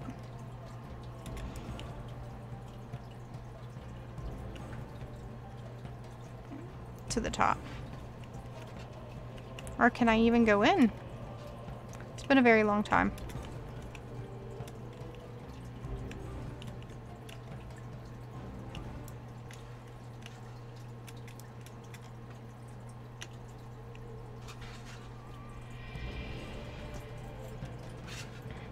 I always thought to me that it was interesting that the Hanging Gardens were where they created their stoneworkers.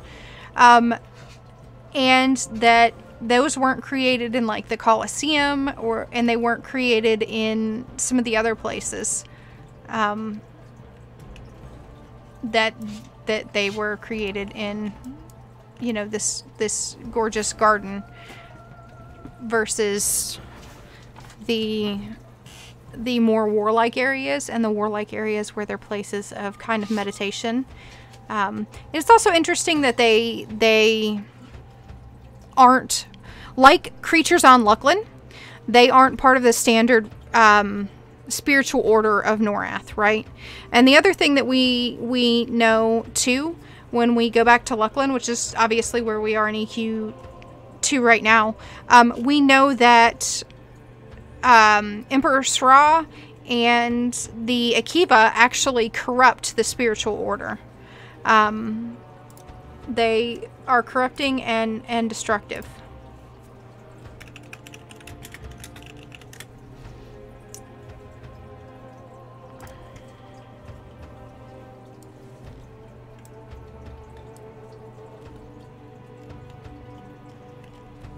That is true, Avarice. I do think that they are... There's definitely something artwork, but they also they used the stone creations more as their workers. We are currently in Burundu, and Burundu was the temple.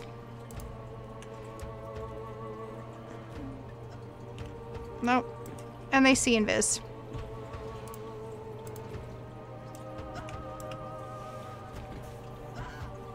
They are geomancers. It explicitly says that they were geomancers in the lore.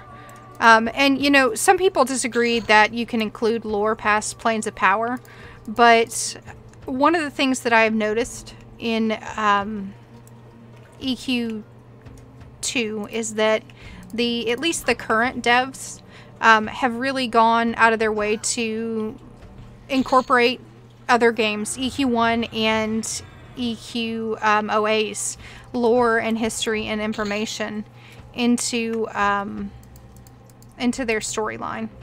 And in fact, some of the devs we know for a fact are pretty big EQOA fans, and so we see a lot of references to that, which is one of the reasons that I think we might see the Jail Wraith and the Zulos at some point. Oh, what are we fighting? We're fighting a bunch of stuff. Somewhere. I don't know where it's at. But it hates me. There they are.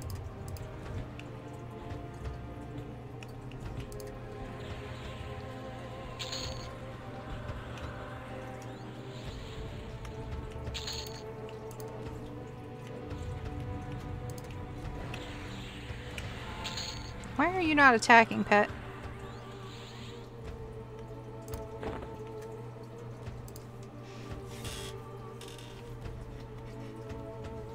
Yeah, so the Lost Gods. So one of the thoughts that I definitely have is that we are going to start to see more of that lost history of Noreth. That coming to Taelosia is kind of, you know, the EQ2 devs' way of taking us to see some of those lost gods that we only had bits and pieces and references to.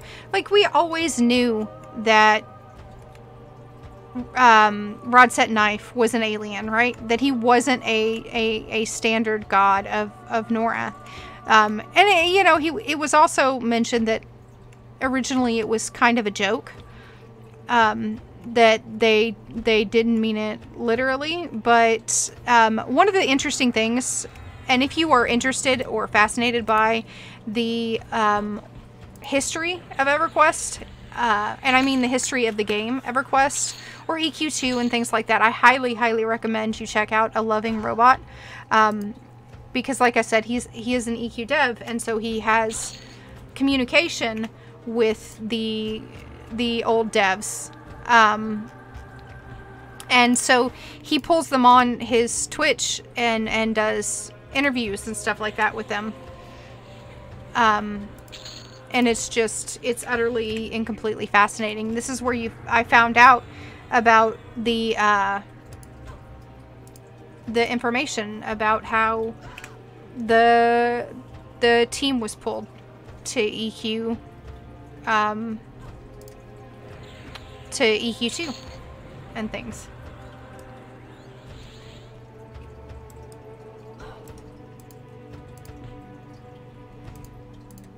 Yeah, we have some of those in the other games, yeah.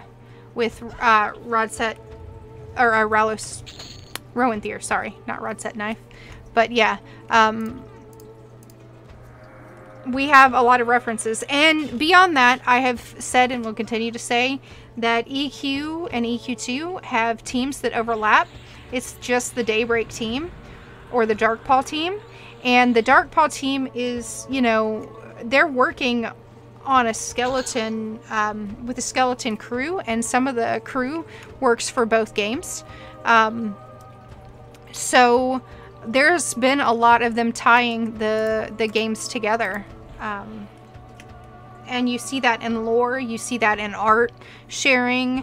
You know, like I said, our timelines have, you know, it used to be that our timelines just existed, they only touched at after Planes of Power, right? So they were two separate timelines. But that is no longer the case. We have found out that the Aetherneer exists outside of time, and that specifically oh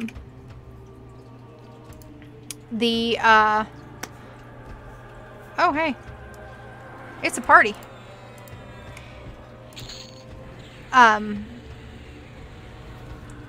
Specifically, the Aetherneer transcends time, and that is canon to both games. And we know that that is canon because, well, we were told that it was canon.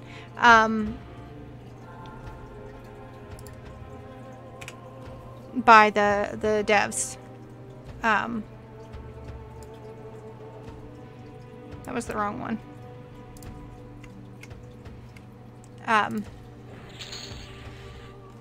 We were told that when we go into the Aetherneer, and the reason that the Aetherneer was corrupted is because in EQ1, Khazak Thul was killed at the same time that Ralos Zek was killed, and that much deific energy entering the Aetherneer corrupted Drenal. So we know our timelines touch there. We also know that Lady Lindinaria, a dragon from the EQ2 world, actually is pulled through time and travels to EQ1 and actually starts to to get to EQ1's timeline, she actually travels through the Aetherneer to do so. And when she does that, she starts to break open holes in EQ1's reality and puts and allows the Aetherneer to come corrupted. And that's when we get like Aetherneer tainted Westkarana, and we get the Dead Hills, and we start to find more of that information out. The other thing we know is that Anashti Sul now exists in EQ1 as well. So here's the temple. I've got a billion things on me. I have no idea where all of them are.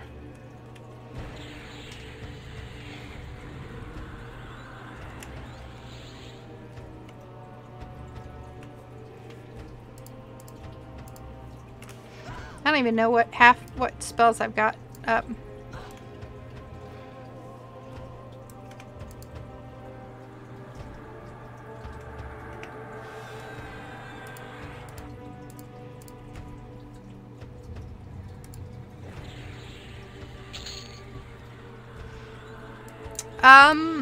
Yes, the void is definitely outside of time.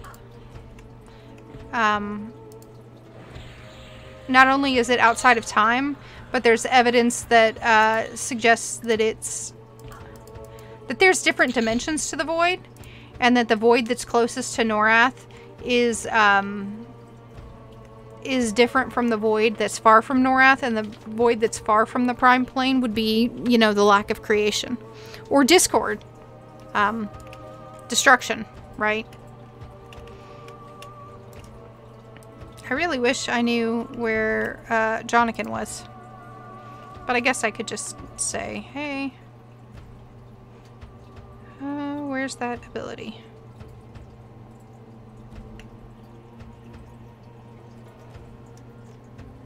There he is.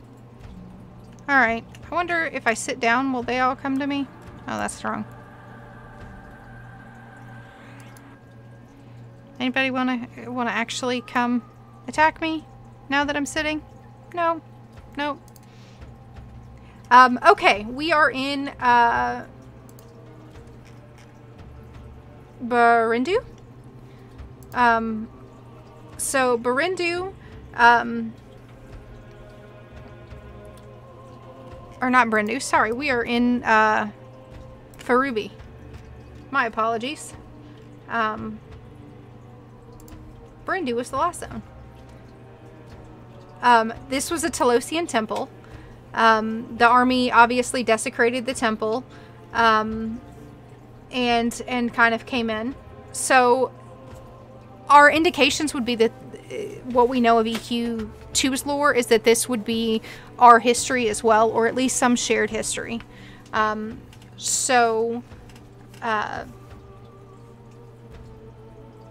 We know that they came in and that they desecrated the temple. Like I said, we know that they are reincarnated somehow through the Spirit Stone.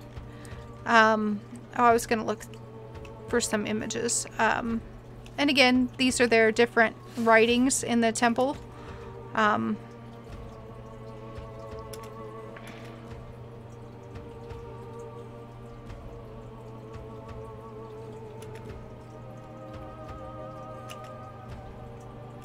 Trying to remember if there were any other really neat geographies in here. So, see, creating, you know, you may be right, Envy, that creating the the stone, that there was something maybe intrinsically tied into their faith. And that's actually kind of strongly suggested by the temple here, as everything in the world tries to kill me. Because we can see there's images that look to be of them with the different stone workers. And again, we know that they worshipped a god, a false god of water. But we don't know if it's, you know, water like Praxis is considered water, or if it's water like, you know, the triumvirate of water. But you can see here, there's like a little person, and then there's their giant stone golem. And there's their golem again. And the centerpiece is water. And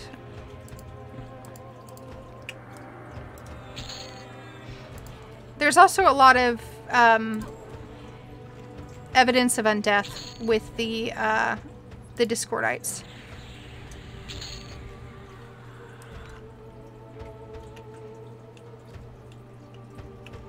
So here's the big stone creature with water at the center of the temple.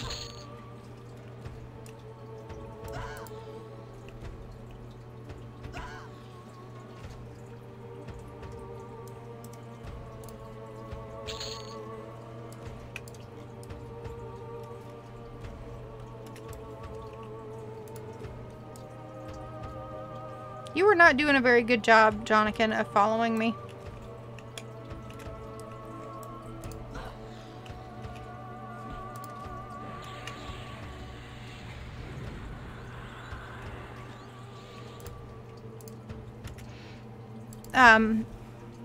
So I am in Taelosia while my pet kills that thing. I'm going to pull up the map of Taelosia and the Gates of Discord. Right? So here's this area that we had, that we've kind of been exploring. You have Burundu, you have the sewers, and then you, Farubi kind of is the center of the city, and then you got to the outsides of the city.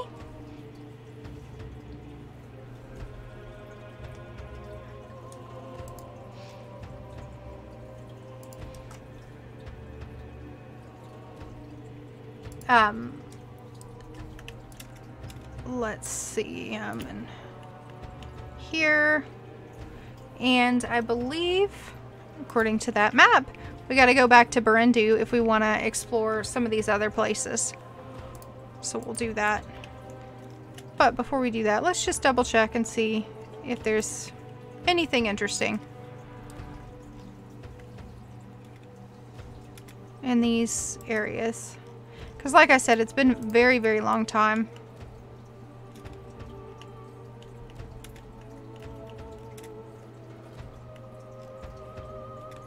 since I ran around here. And you can also see, here's another one of the reasons that so many people did not like this expansion. Imagine if you wanted to go group in some of these different zones. It was incredibly challenging to do so. I'm just trying to get through the zone right now, right? And it's so many things see and vis. Makes it incredibly challenging. Incredibly tricky to get through. So we've got war muzzles. We've got, you know, the different blood. Is there any lore on that? There is not any lore on that. They also kind of went away from giving you some of that lore and information. We got a part of their map.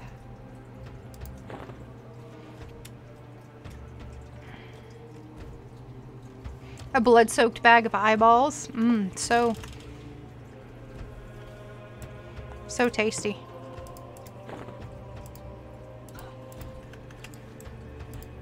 Oh, and more things.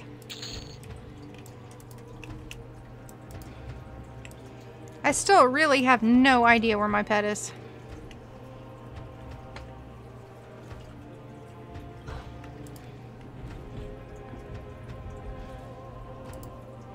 He just decided that he didn't need to be a part of this conversation.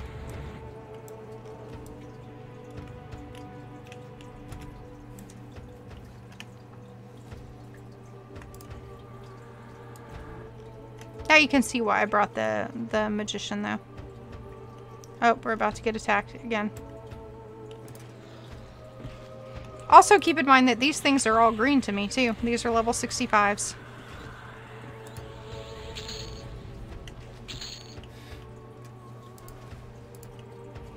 There he is. Way back there. He didn't know what he's doing.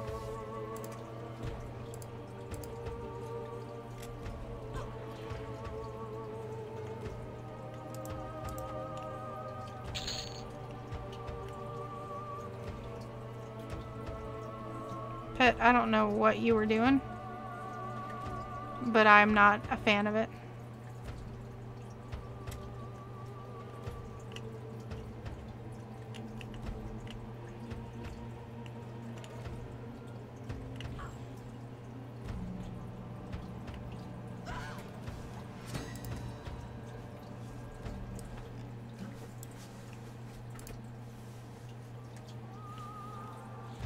Oh, I've killed many of the Discord creatures already. Okay. So here we have the Telosian sitting around.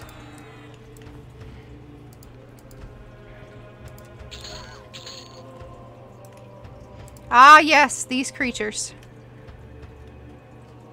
We haven't seen any of these as well.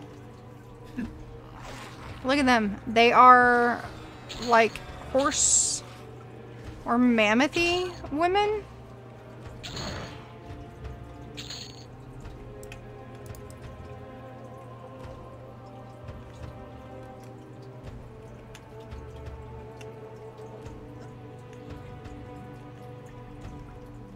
Yeah, they might be goat. See?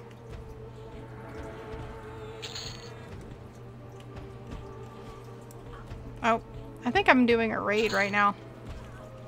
We're gonna see if we can do this. Let's turn you to balanced. Heal me.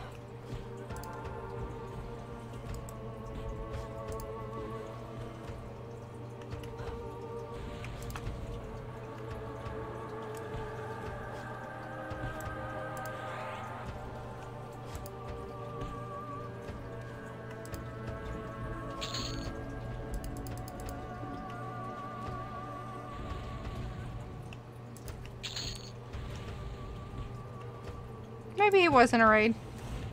He was just a group. But he's actually of a level to give me experience.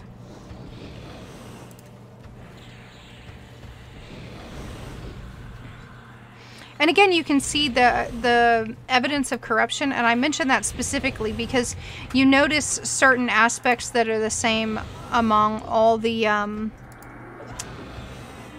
different creatures. So, for instance, the spikes, right? All of the different creatures that we see have spikes that come out of them.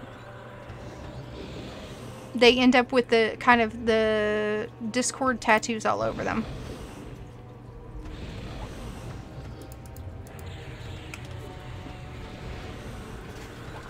Dear pet, where are you?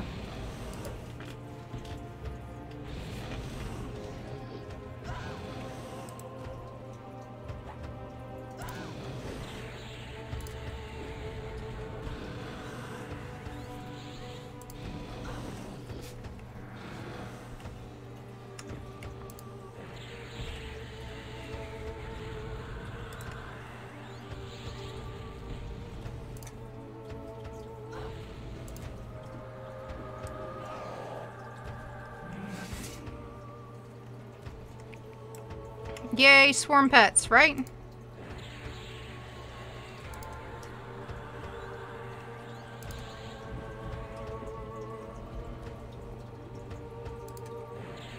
It could be that Muram is a rank, or it could be that he is just related to Mata Muram, or is tied into a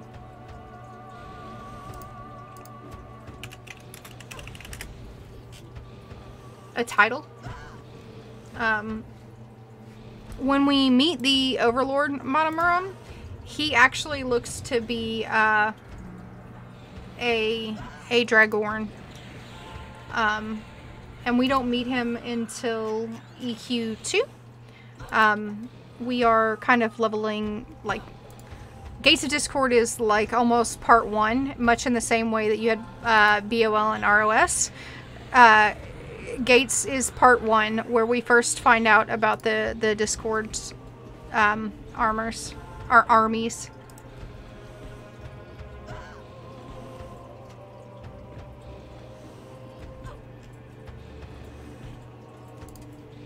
I do not know where my pet is, where he's gone, why he's not here with me.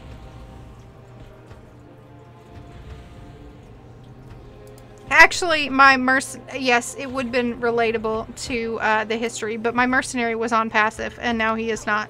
He's actually healing me. They just didn't animate him very well.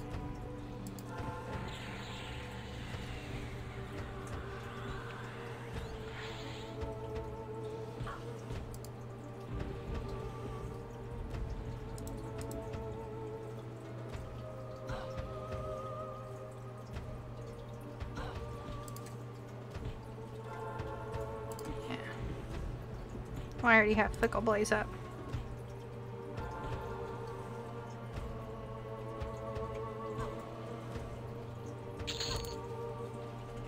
Oh, there he goes. He did.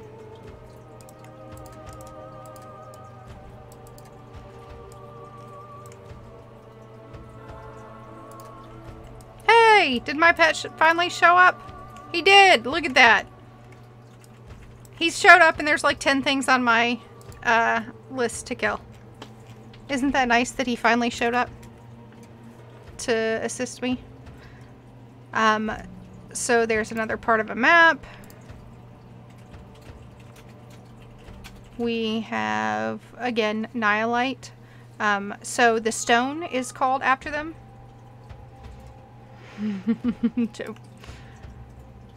That's just an item.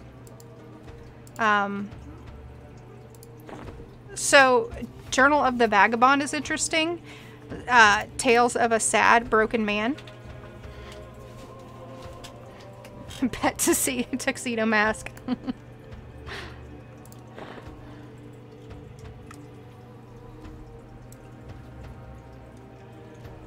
Pain Harvest.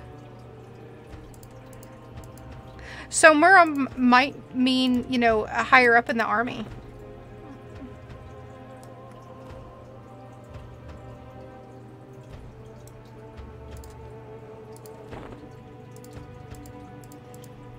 Because they talk about them as being part of the commanders.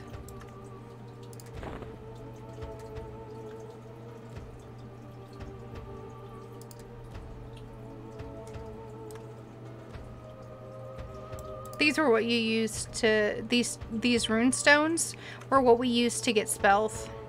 So 3 arching lines in the form of a Y in the center, right? So this was that other language that kind of became important. That we also might have hints of in the EQ2 information. Oh good, we are down to 1 thing and I have no idea where it's at. Let's go the way we came from. Maybe we'll find less things to slaughter us. Not that we've gotten slaughtered, but this was clearly an area where they had services. And again, highly water themed, but there's this combination of mixing water and stone. And, you know, where is that map? When we look at this image that I have as I run through here, water and earth border each other, right? In the elements, and then in between they create mud. And it's possible that, you know, they invited when they were worshipping whatever water god, because they are a race that worships or that does homage to both fire, or to both water and earth, that it would be easier for them to touch Discord, because Discord, the Discord, planes of Discord, again, as we know from mainland Starfire, are where those planes of order hit each other. And Najina told us, you can't undo. If Discord's in those planes, then it's in those planes. So we might be seeing Taelosia partially as some of those consequences.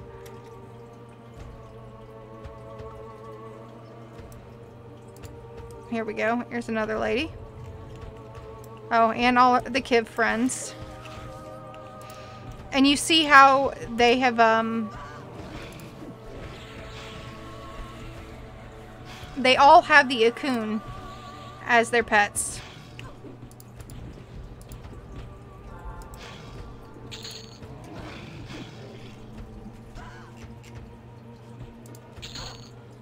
Yeah, I was... Oh. You're right. There we go. And you can see they have a coon. Or they did have a coon. I killed them.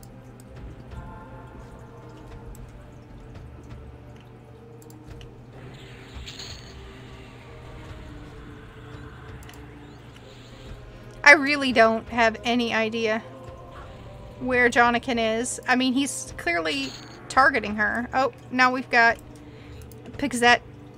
This was the other reason that people, again, there were many reasons people did not like Gates of Discord. You got all these names that were just kind of bizarre. But these are again, the EQ2's, which were these snake people. And, you know, you can come up with questions of how might they relate to the Shisar, right? Because while some stories on Noras suggest that the Shisar were created by Khazad-Thul, there are other stories that suggest that they weren't. So we don't know. We know that Khazad-Thul punished them, but...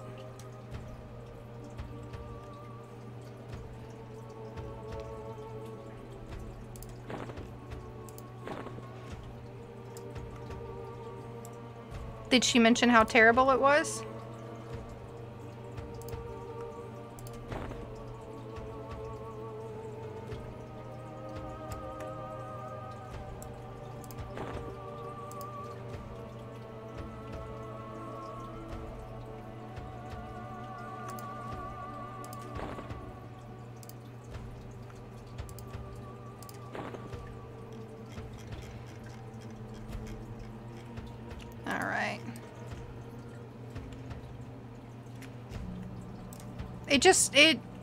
Everything combined made this expansion just a lot of not fun.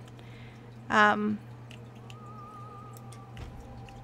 still, again, it's a little hard and puzzling for me to find out exactly how Mayong ties into this, or could tie into this. And that's what, the fact that we know that Mayong does have some kind of tie is what makes me think that, you know, much like we got an expansion where, you know, we have the Phantom Sea and the Tranquil Sea, I think we might get something like that where we see, you know, two islands who have similar storylines, but the storylines don't necessarily fully connect, if that makes sense. So we might get, you know, an area that has information about Mayong, you know, a zone that has information about Mayong, and we might get an area that has information about other topics. And it's all going to tie together, so, you know, aspects of Discord, etc., and so on, I think is really where, and I've been saying this for a while, if you've tuned into my streams before, I think that we have been leading to discord as a force that we were going to confront. You know, that's why you had Chaos Ascending. We also call it, instead of calling it Discord in EQ2, they tend to call it Chaos. But Chaos Descending, right?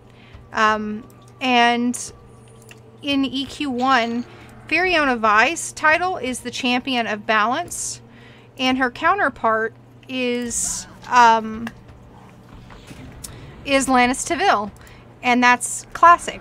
And one of the things that we're told regularly in EQ2 is that Lannis Taville brings discord and chaos, and that's her role. And in fact, like, for instance, Tunar made the unicorns, and the unicorns were creatures of order, and she made them, and she made Equestrial, and she skewed the balance too far over to the side of order, and that allowed Lannis Taville's actions that eventually created the Kithakor Forest.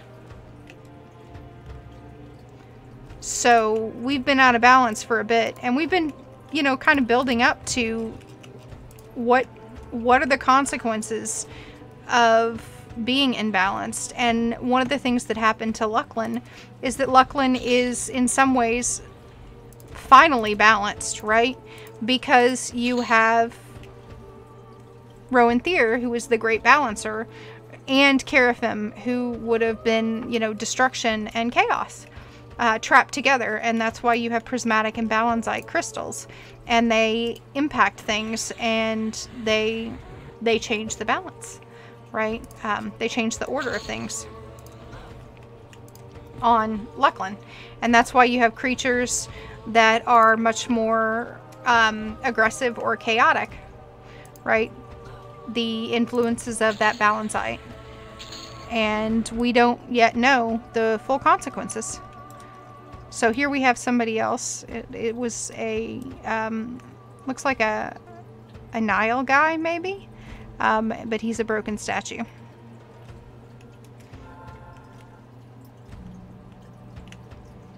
So he's very clearly not there. And now we will head on to other places. And what I'm going to do is see how far I can get. I'm just going to ignore these guys and train the zone. There's nobody else but me.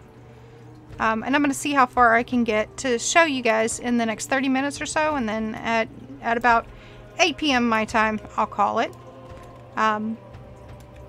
If you have questions as I'm running around about any topic, it doesn't have to be what I'm streaming about today.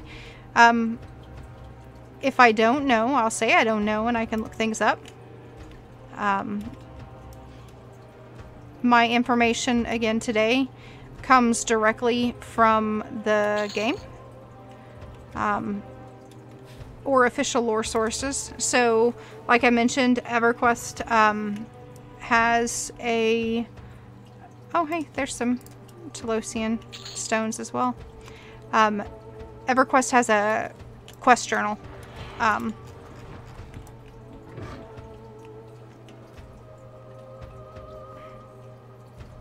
I don't know what the airspeed velocity of an unladen halfling is.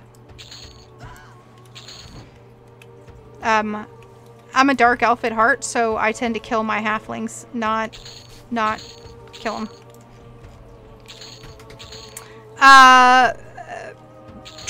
The Trachanon stuff was fan fiction.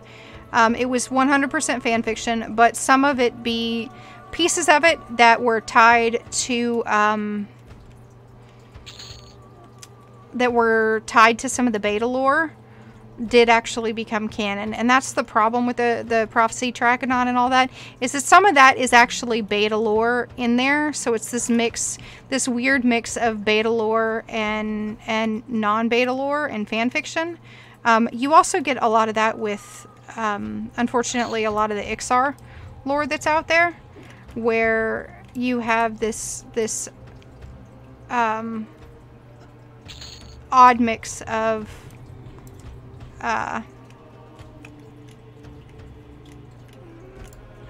truth and fan fiction, and because so many of the old sites are gone,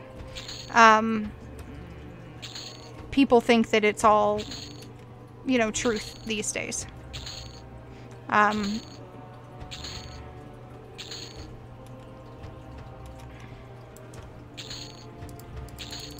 Yeah, it really depends on where you get lore from. And those are not the only cases, but they are some of them. It's one of the reasons I try to show where my information comes from, or if not show, tell you guys where it's coming from, and then let you know what I'm theory crafting versus what is actual canon. And that's why Oscurus is trying, the website I have, is trying to actually preserve a lot of that old lore.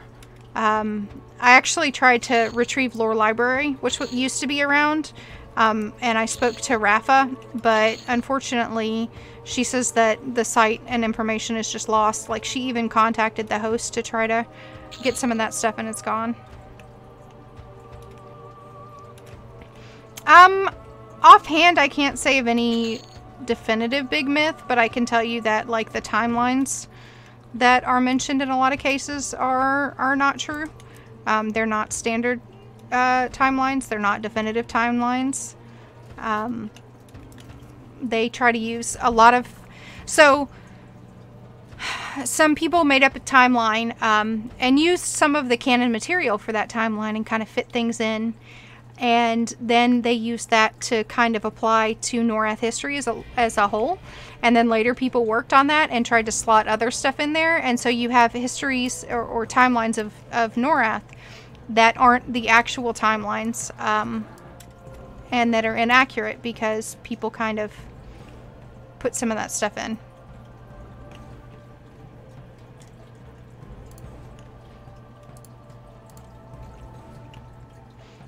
I might not be able to get into Tipped because I don't think I have the key.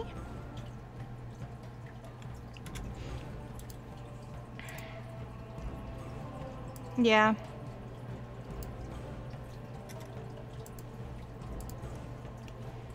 I don't have the key for a lot of these places, and that's the quest that I was working on. Because those are all instances. So I'll just tell you about them.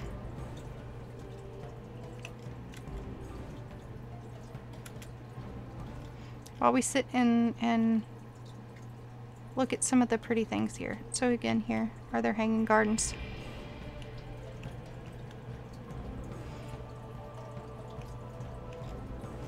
And I don't hold anything against Fanon at all.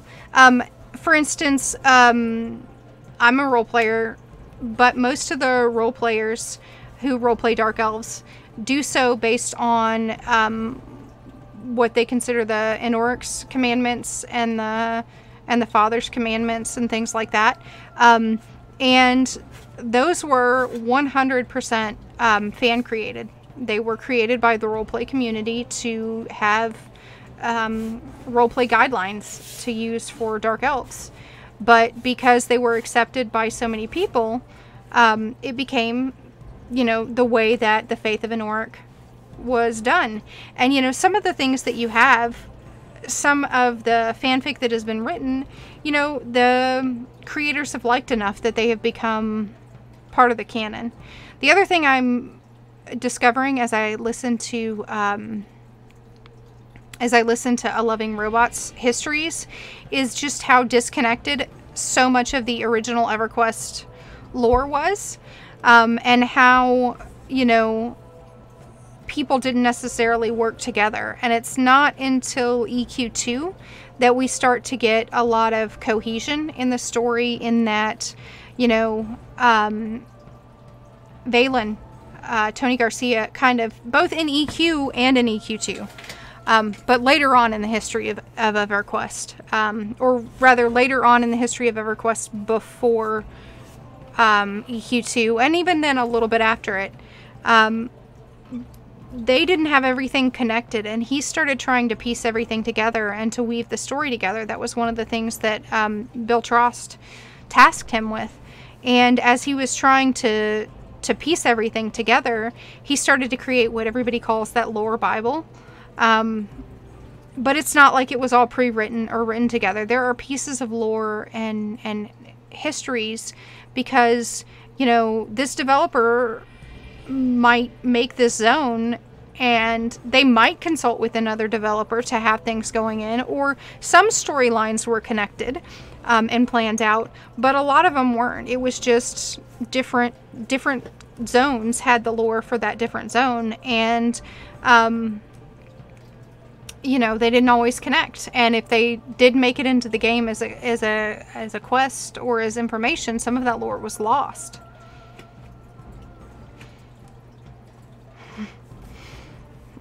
Loreable. So let's see. Give me just a second. I'll see if I can show you guys an image of Matamuram. And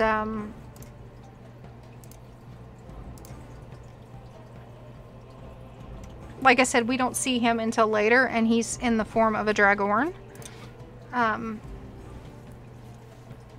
Yes. So, well, yes and no. Telosians would be any creature that comes from Taelosia, which is this continent. There are potentially other creatures or people that did. The Nighthill would be the race of geomancers, right? So that would be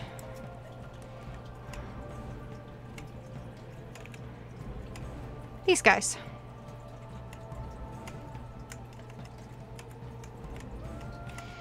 I also feel like there's some Mesoamerican influence here too. Taelosia, we don't know. Maybe Holly Longshadow. We aren't really told where Taelosia comes from, just that they tell us that. So the Telosians themselves tell us that. And so the race is the Nihil, Nihil, and the Telosian is, you know, the way you might say, I don't know, a Fedorian, or, you know, a Kunarkian.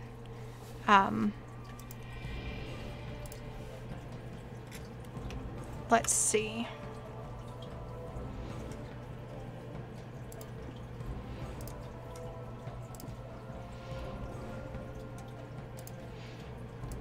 That was not what I meant to do.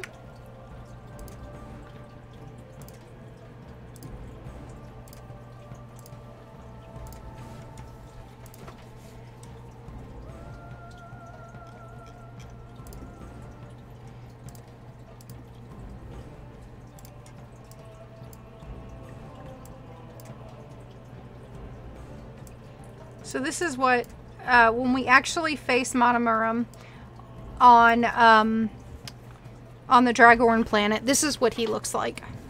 And that's kind of very similar to the Dragonborn.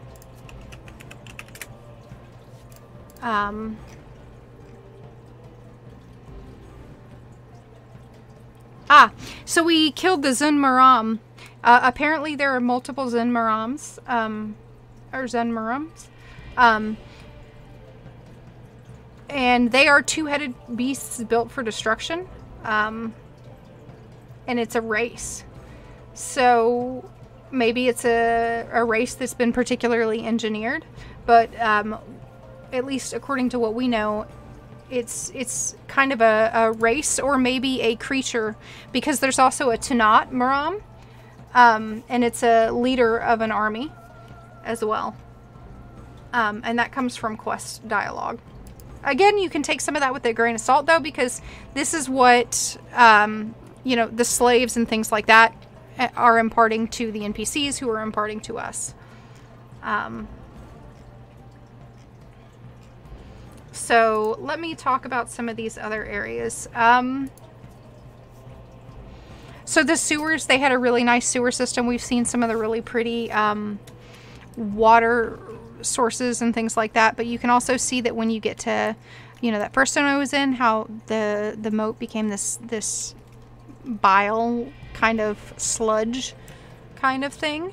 The sewers are also a breeding ground for the stone mites, and they eat all the crops.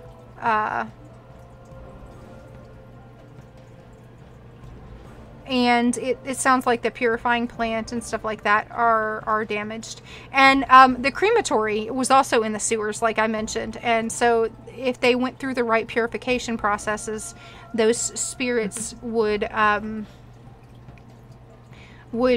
go into the spirit stone. And so they were, you know, they had to be burned as part of the purification process. The high priest is in the sewers, and he says that the sewer system was an integral part of the city before the Great Explosion. After that, it was deserted by most Telosians. So that Great Explosion is the... it sent the different ore, so the different Discord ore, across Norath. And, you know, it sat there for a long time. And that was the altar of destruction that was opened by the Trusic, which were the Telosians that believed in Trushar. Yeah, I wonder, too, if the Kadal have any impact. Like, if they learned geomancy. Because the Kadal would be Eldar elves. I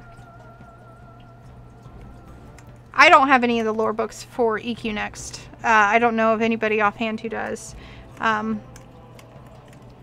Honestly, I wasn't really all that interested in EQ Next because they, or at least the lore, because it was a complete separation.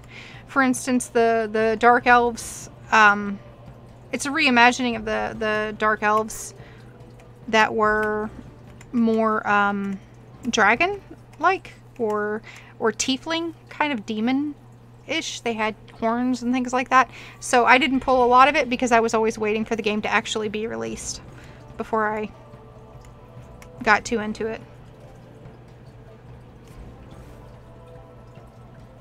Thank you, Faye. As I run around and just look at things. I was curious as to... Yeah, that's... But there's definitely something to do with all their stone information because, you know, see here's where the stone guardians are being created. Because they do have a lot... It's centric in their temples, right? So we know that it's important. Yeah, they were trying to they were trying to revitalize EQ.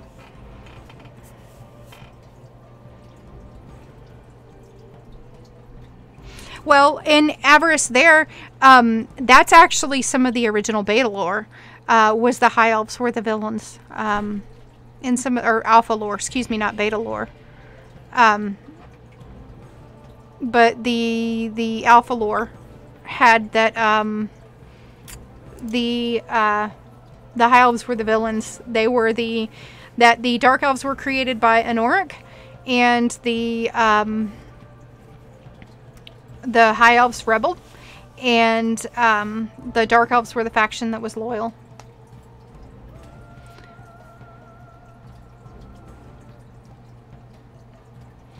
I'm going to actually toss you an invite to the Obscurus lore server if you have an interest, Avarice. Where we kind of discuss, and then we shared a lot of the artwork for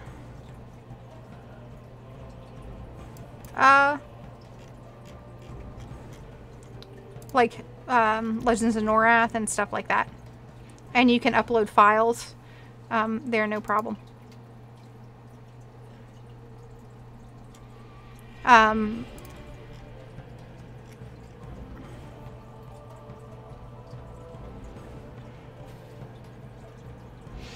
The other thing is that we know that the Nile were tribal.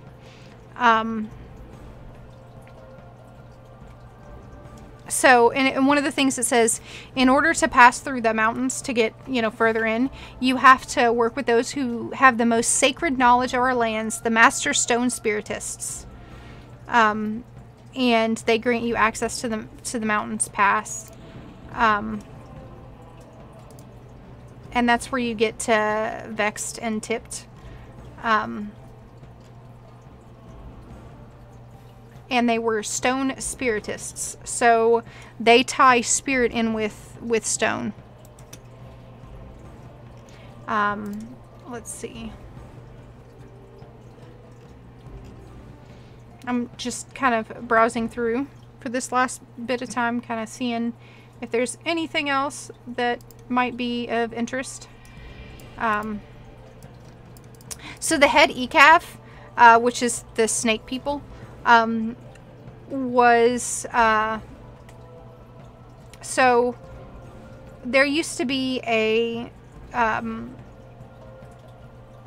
tower with a ritual called the Chamber of Souls, and they used the area to watch the shores. The tower was destroyed, and it was converted into a ritual chamber where they were trying to extract magic from the Telosians.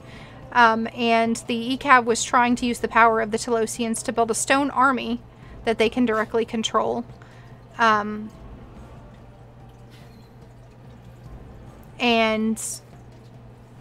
Basically it kills people and they don't get the ability to use that power.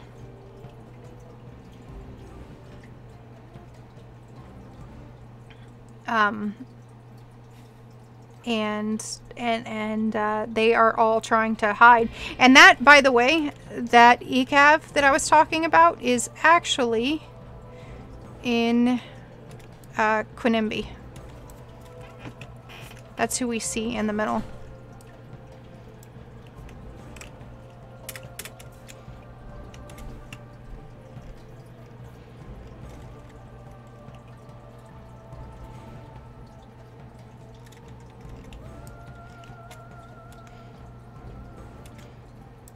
And she's very angry when you ruin her ritual.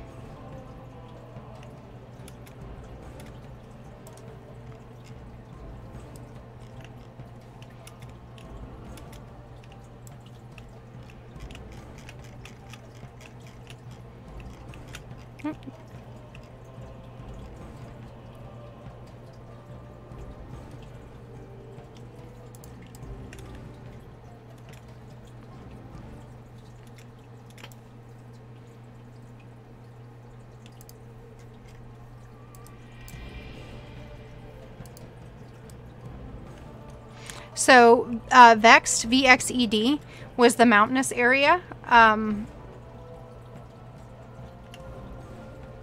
And apparently a lot of the dangerous flora and fauna is where they existed. Wonder...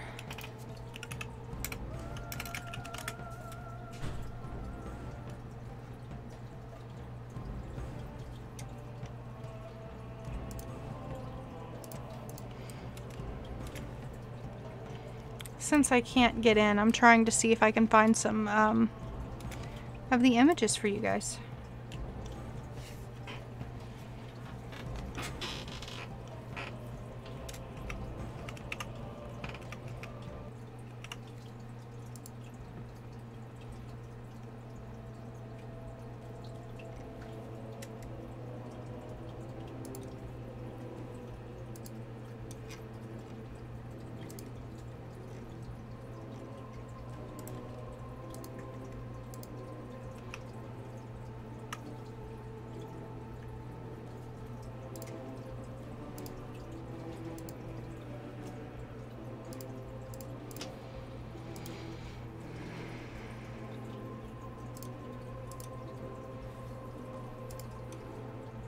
So this was kind of more of the same, right? Same iconography, same ideas.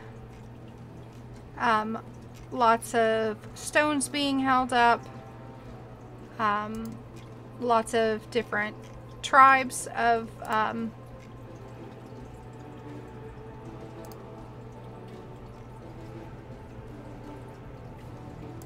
creatures, and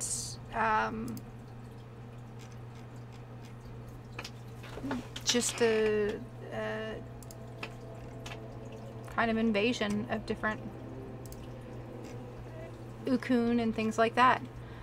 These were also part of the Epic 1.5s, the Epic 2.0s. So that's Vexed. It's not terribly interesting.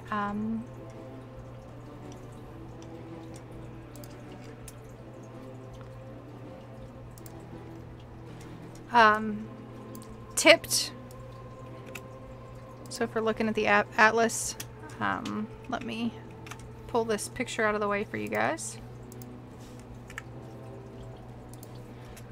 Tipped right here was your entrance area, your first kind of trial area. It was thick with members of the invading forces and the angry spirits of Nighthill refugees. There were dangerous creatures, Crag Beasts, ghosts, Muramites, a riddle master.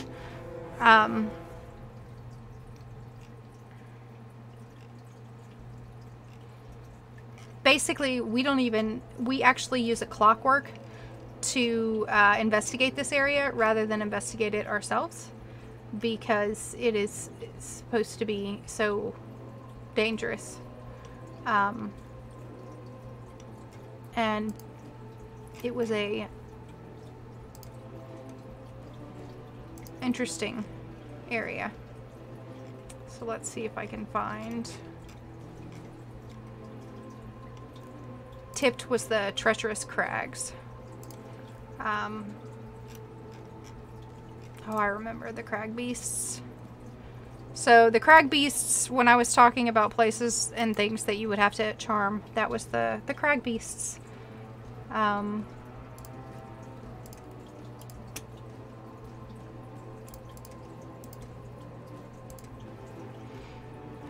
Again, it's kind of more of the same.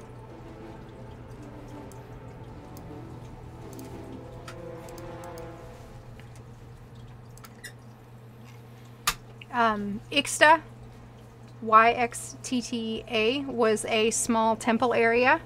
And Ixta was where the Trusic worshipped the Trushar. It was like the destructive power of water. And this is where, you know, the explosion would have happened. This is where part of the altar was. So that's where this was right there.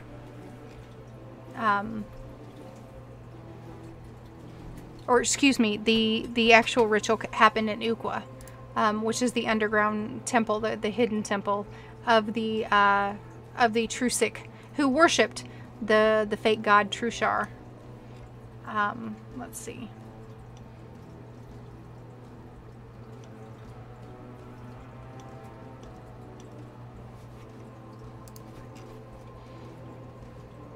Code Taz was multiple temples that were again used by the Trusic.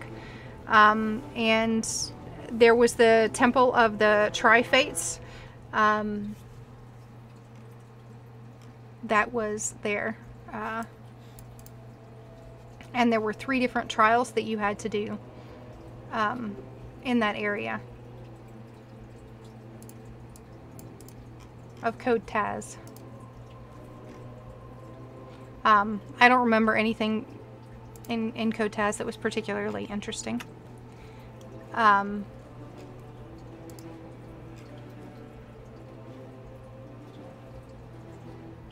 eventually we get to the portal where we are able to enter into killing different, you know, basically we find these hidden temples and chapels where the implosion tore a hole in the mountain, and there was like a cursed chapel down there, and that's where the Muramites came through, but it was cursed beforehand, so we don't know. We don't know if that curse predates, and maybe that curse ties into, you know, the curse that in Highborn or in the Dead Hills, you know, hit that tower, the Tower of Rot, which also becomes the Void Tower. We don't know if that cursed could be, you know, we've had histories and hints and teases from Valen about cursed races that lived across Norath and existed, you know, the Tower of the Dead. And that curse could also reference to, you know, some of the old gods that were lost. So we might get some of that. And again, somehow Mayong Mismore is coming up. I just don't know. I just don't know how he's coming up. He's going to be there. We'll see him. And it could tie to some of that, like I said, the Buried Sea and the Combine as well, because those are all topics of balance and chaos and, you know, restoring things. And we could, maybe we find Kata, you know, and that would continue on the Luckland story at the same time. All right, last call for questions, and then I'm going to call it, because there's really not a ton more of information that I can tell you, just that we basically, we go fight through all the temples and areas and investigate, and we find out about the civil war between the different Telosians. They're all the same race, they just, you know, had different beliefs. And this is where we find out the information about how they opened up a portal by worshiping a false god, and that false god, you know, happened to be Discord, and it tore open the portal.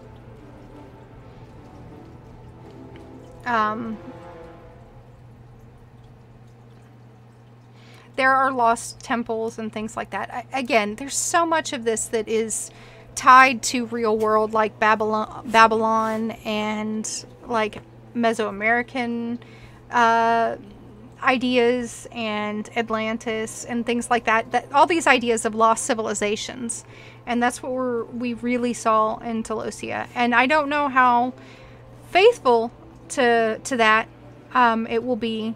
But we definitely know that we're going there, and we're going to some of those lost temples.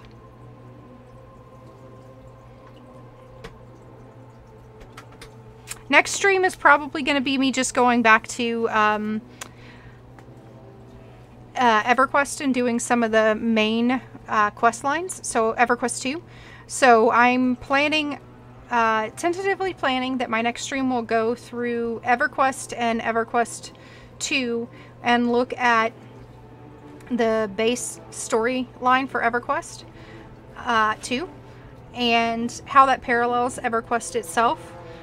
So basically we're going to kind of talk about Nagafen and Vox and a little bit of the history of the game in there too from a player's perspective, but also kind of some of the story and lore that we got on the base game.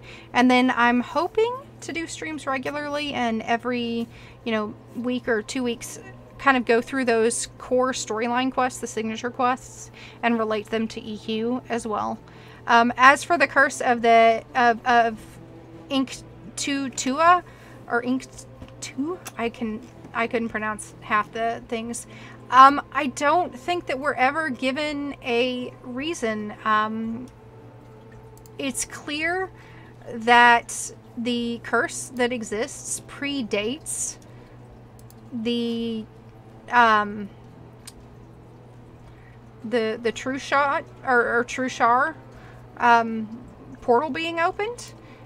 It was the Forgotten Temple or Forgotten Chapel, but we aren't told exactly what caused it.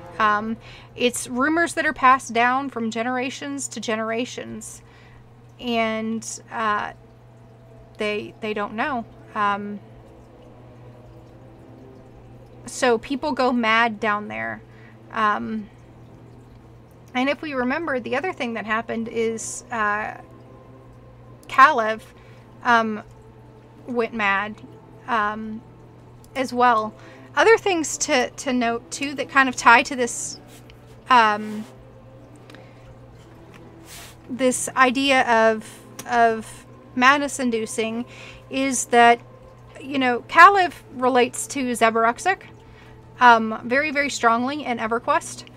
And this expansion was Zebaruxuk inspired, right? So Zeb kind of pushed Norath as a warning to come here and fight off the minions of Discord. But can anybody tell me offhand where else we see Zebaruxuk in EQ2? What other island or place that we see a bunch of information or influence of Zebaruxuk?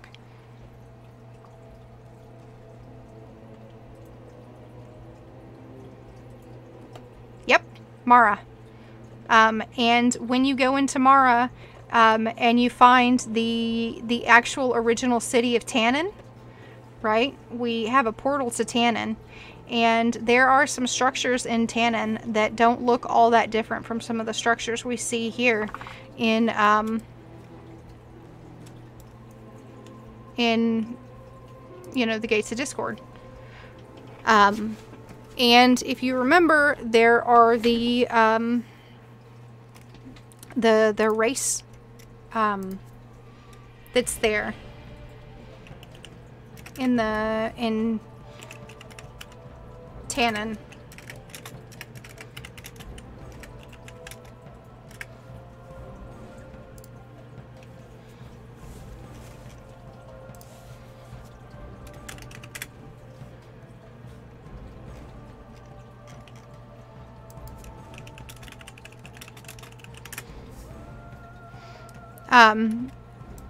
Which is, you know, Tannin is the original city of knowledge, not the plane. So it's presumably where Zebaruxuk came from originally, right? Oh, did I go? I went to Burundu to actually...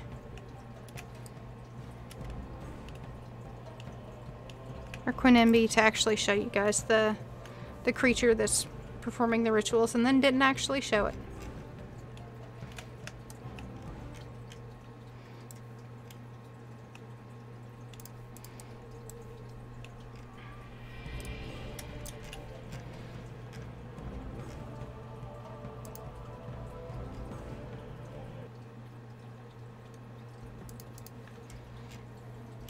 But that was all part of the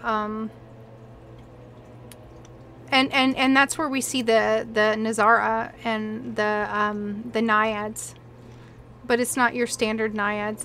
It's an area that was cursed, that we're told was cursed, and we are never told the actual reason for that curse there. So there's a lot of threads that are kind of tying these ideas together. Who knows what story it's going to be. Like I said, it's clear too that the Dreadfall Coven is going to be a major or a significant part, because we know that they're looking for different artifacts and things like that. And we have in the collections we get the names of multiple members of the Dreadfall Coven. So we got the Dreadfall Coven, we've got Taelosia, we've got Mayong Mistmore, because there's a lot of references to the alignment to blood, and we've got a tie to the undead. Lots of Kiv and Anuk and things like that. So we will see. And see, there's where she's trying to get the powers. And she's protected. Alright, last call for questions, and then I'm going to go ahead and call it. I want to say thank you for tuning in. If you haven't followed me, please do follow. I am trying to get to 50 followers.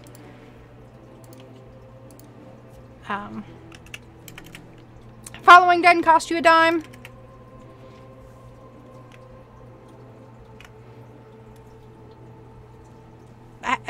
My pleasure. You're a phenomenal artist. Oh, you know what I'm gonna do?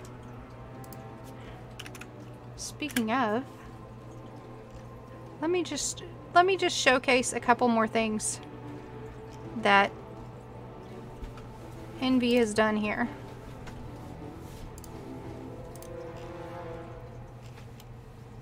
I have bragged on her to my friends multiple times in the past.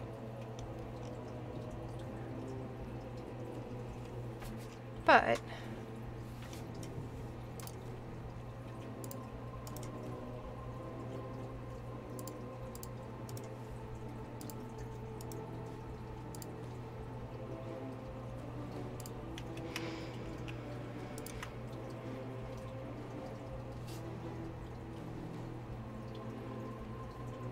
let's just add this lovely image that is this is the full image that I have linked in the corner, and it was such an inspiration to me as a newbie role player in Everquest back in 2000, because it really conveyed the feeling of the character, and what dark elves who worshipped hate really embodied, in my opinion.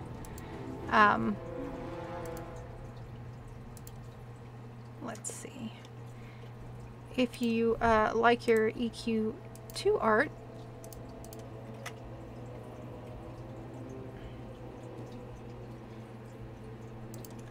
here is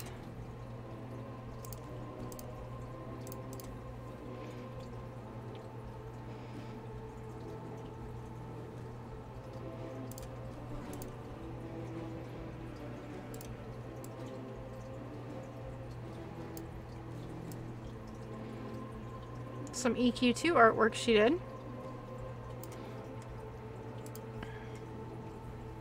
Hey, everybody should drink the haterade, okay?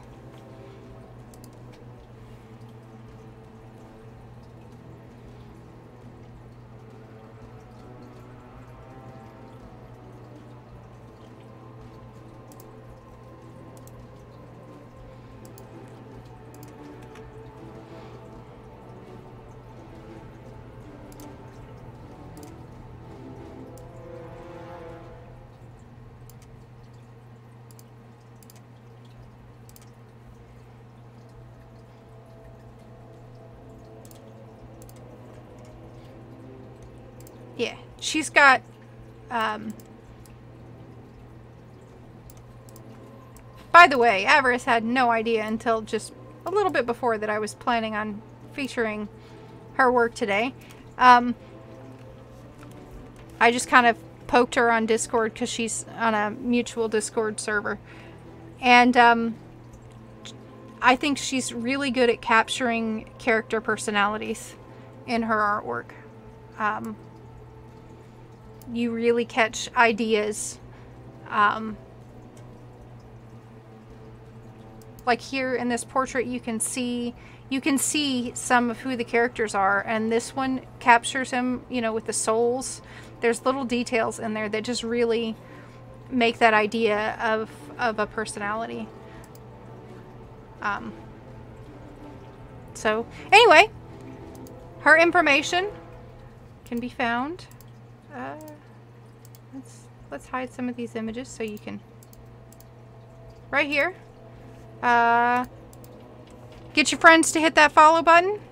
And I will try to announce ahead of time my future streams so that people all know what's going to be there. And again, I'm going to cover the Telosians. It just requires a little more preparation for me because I have to level up in EQ1 a little bit more because of some of the zones that you have to go to really get a good grasp on the Telosians.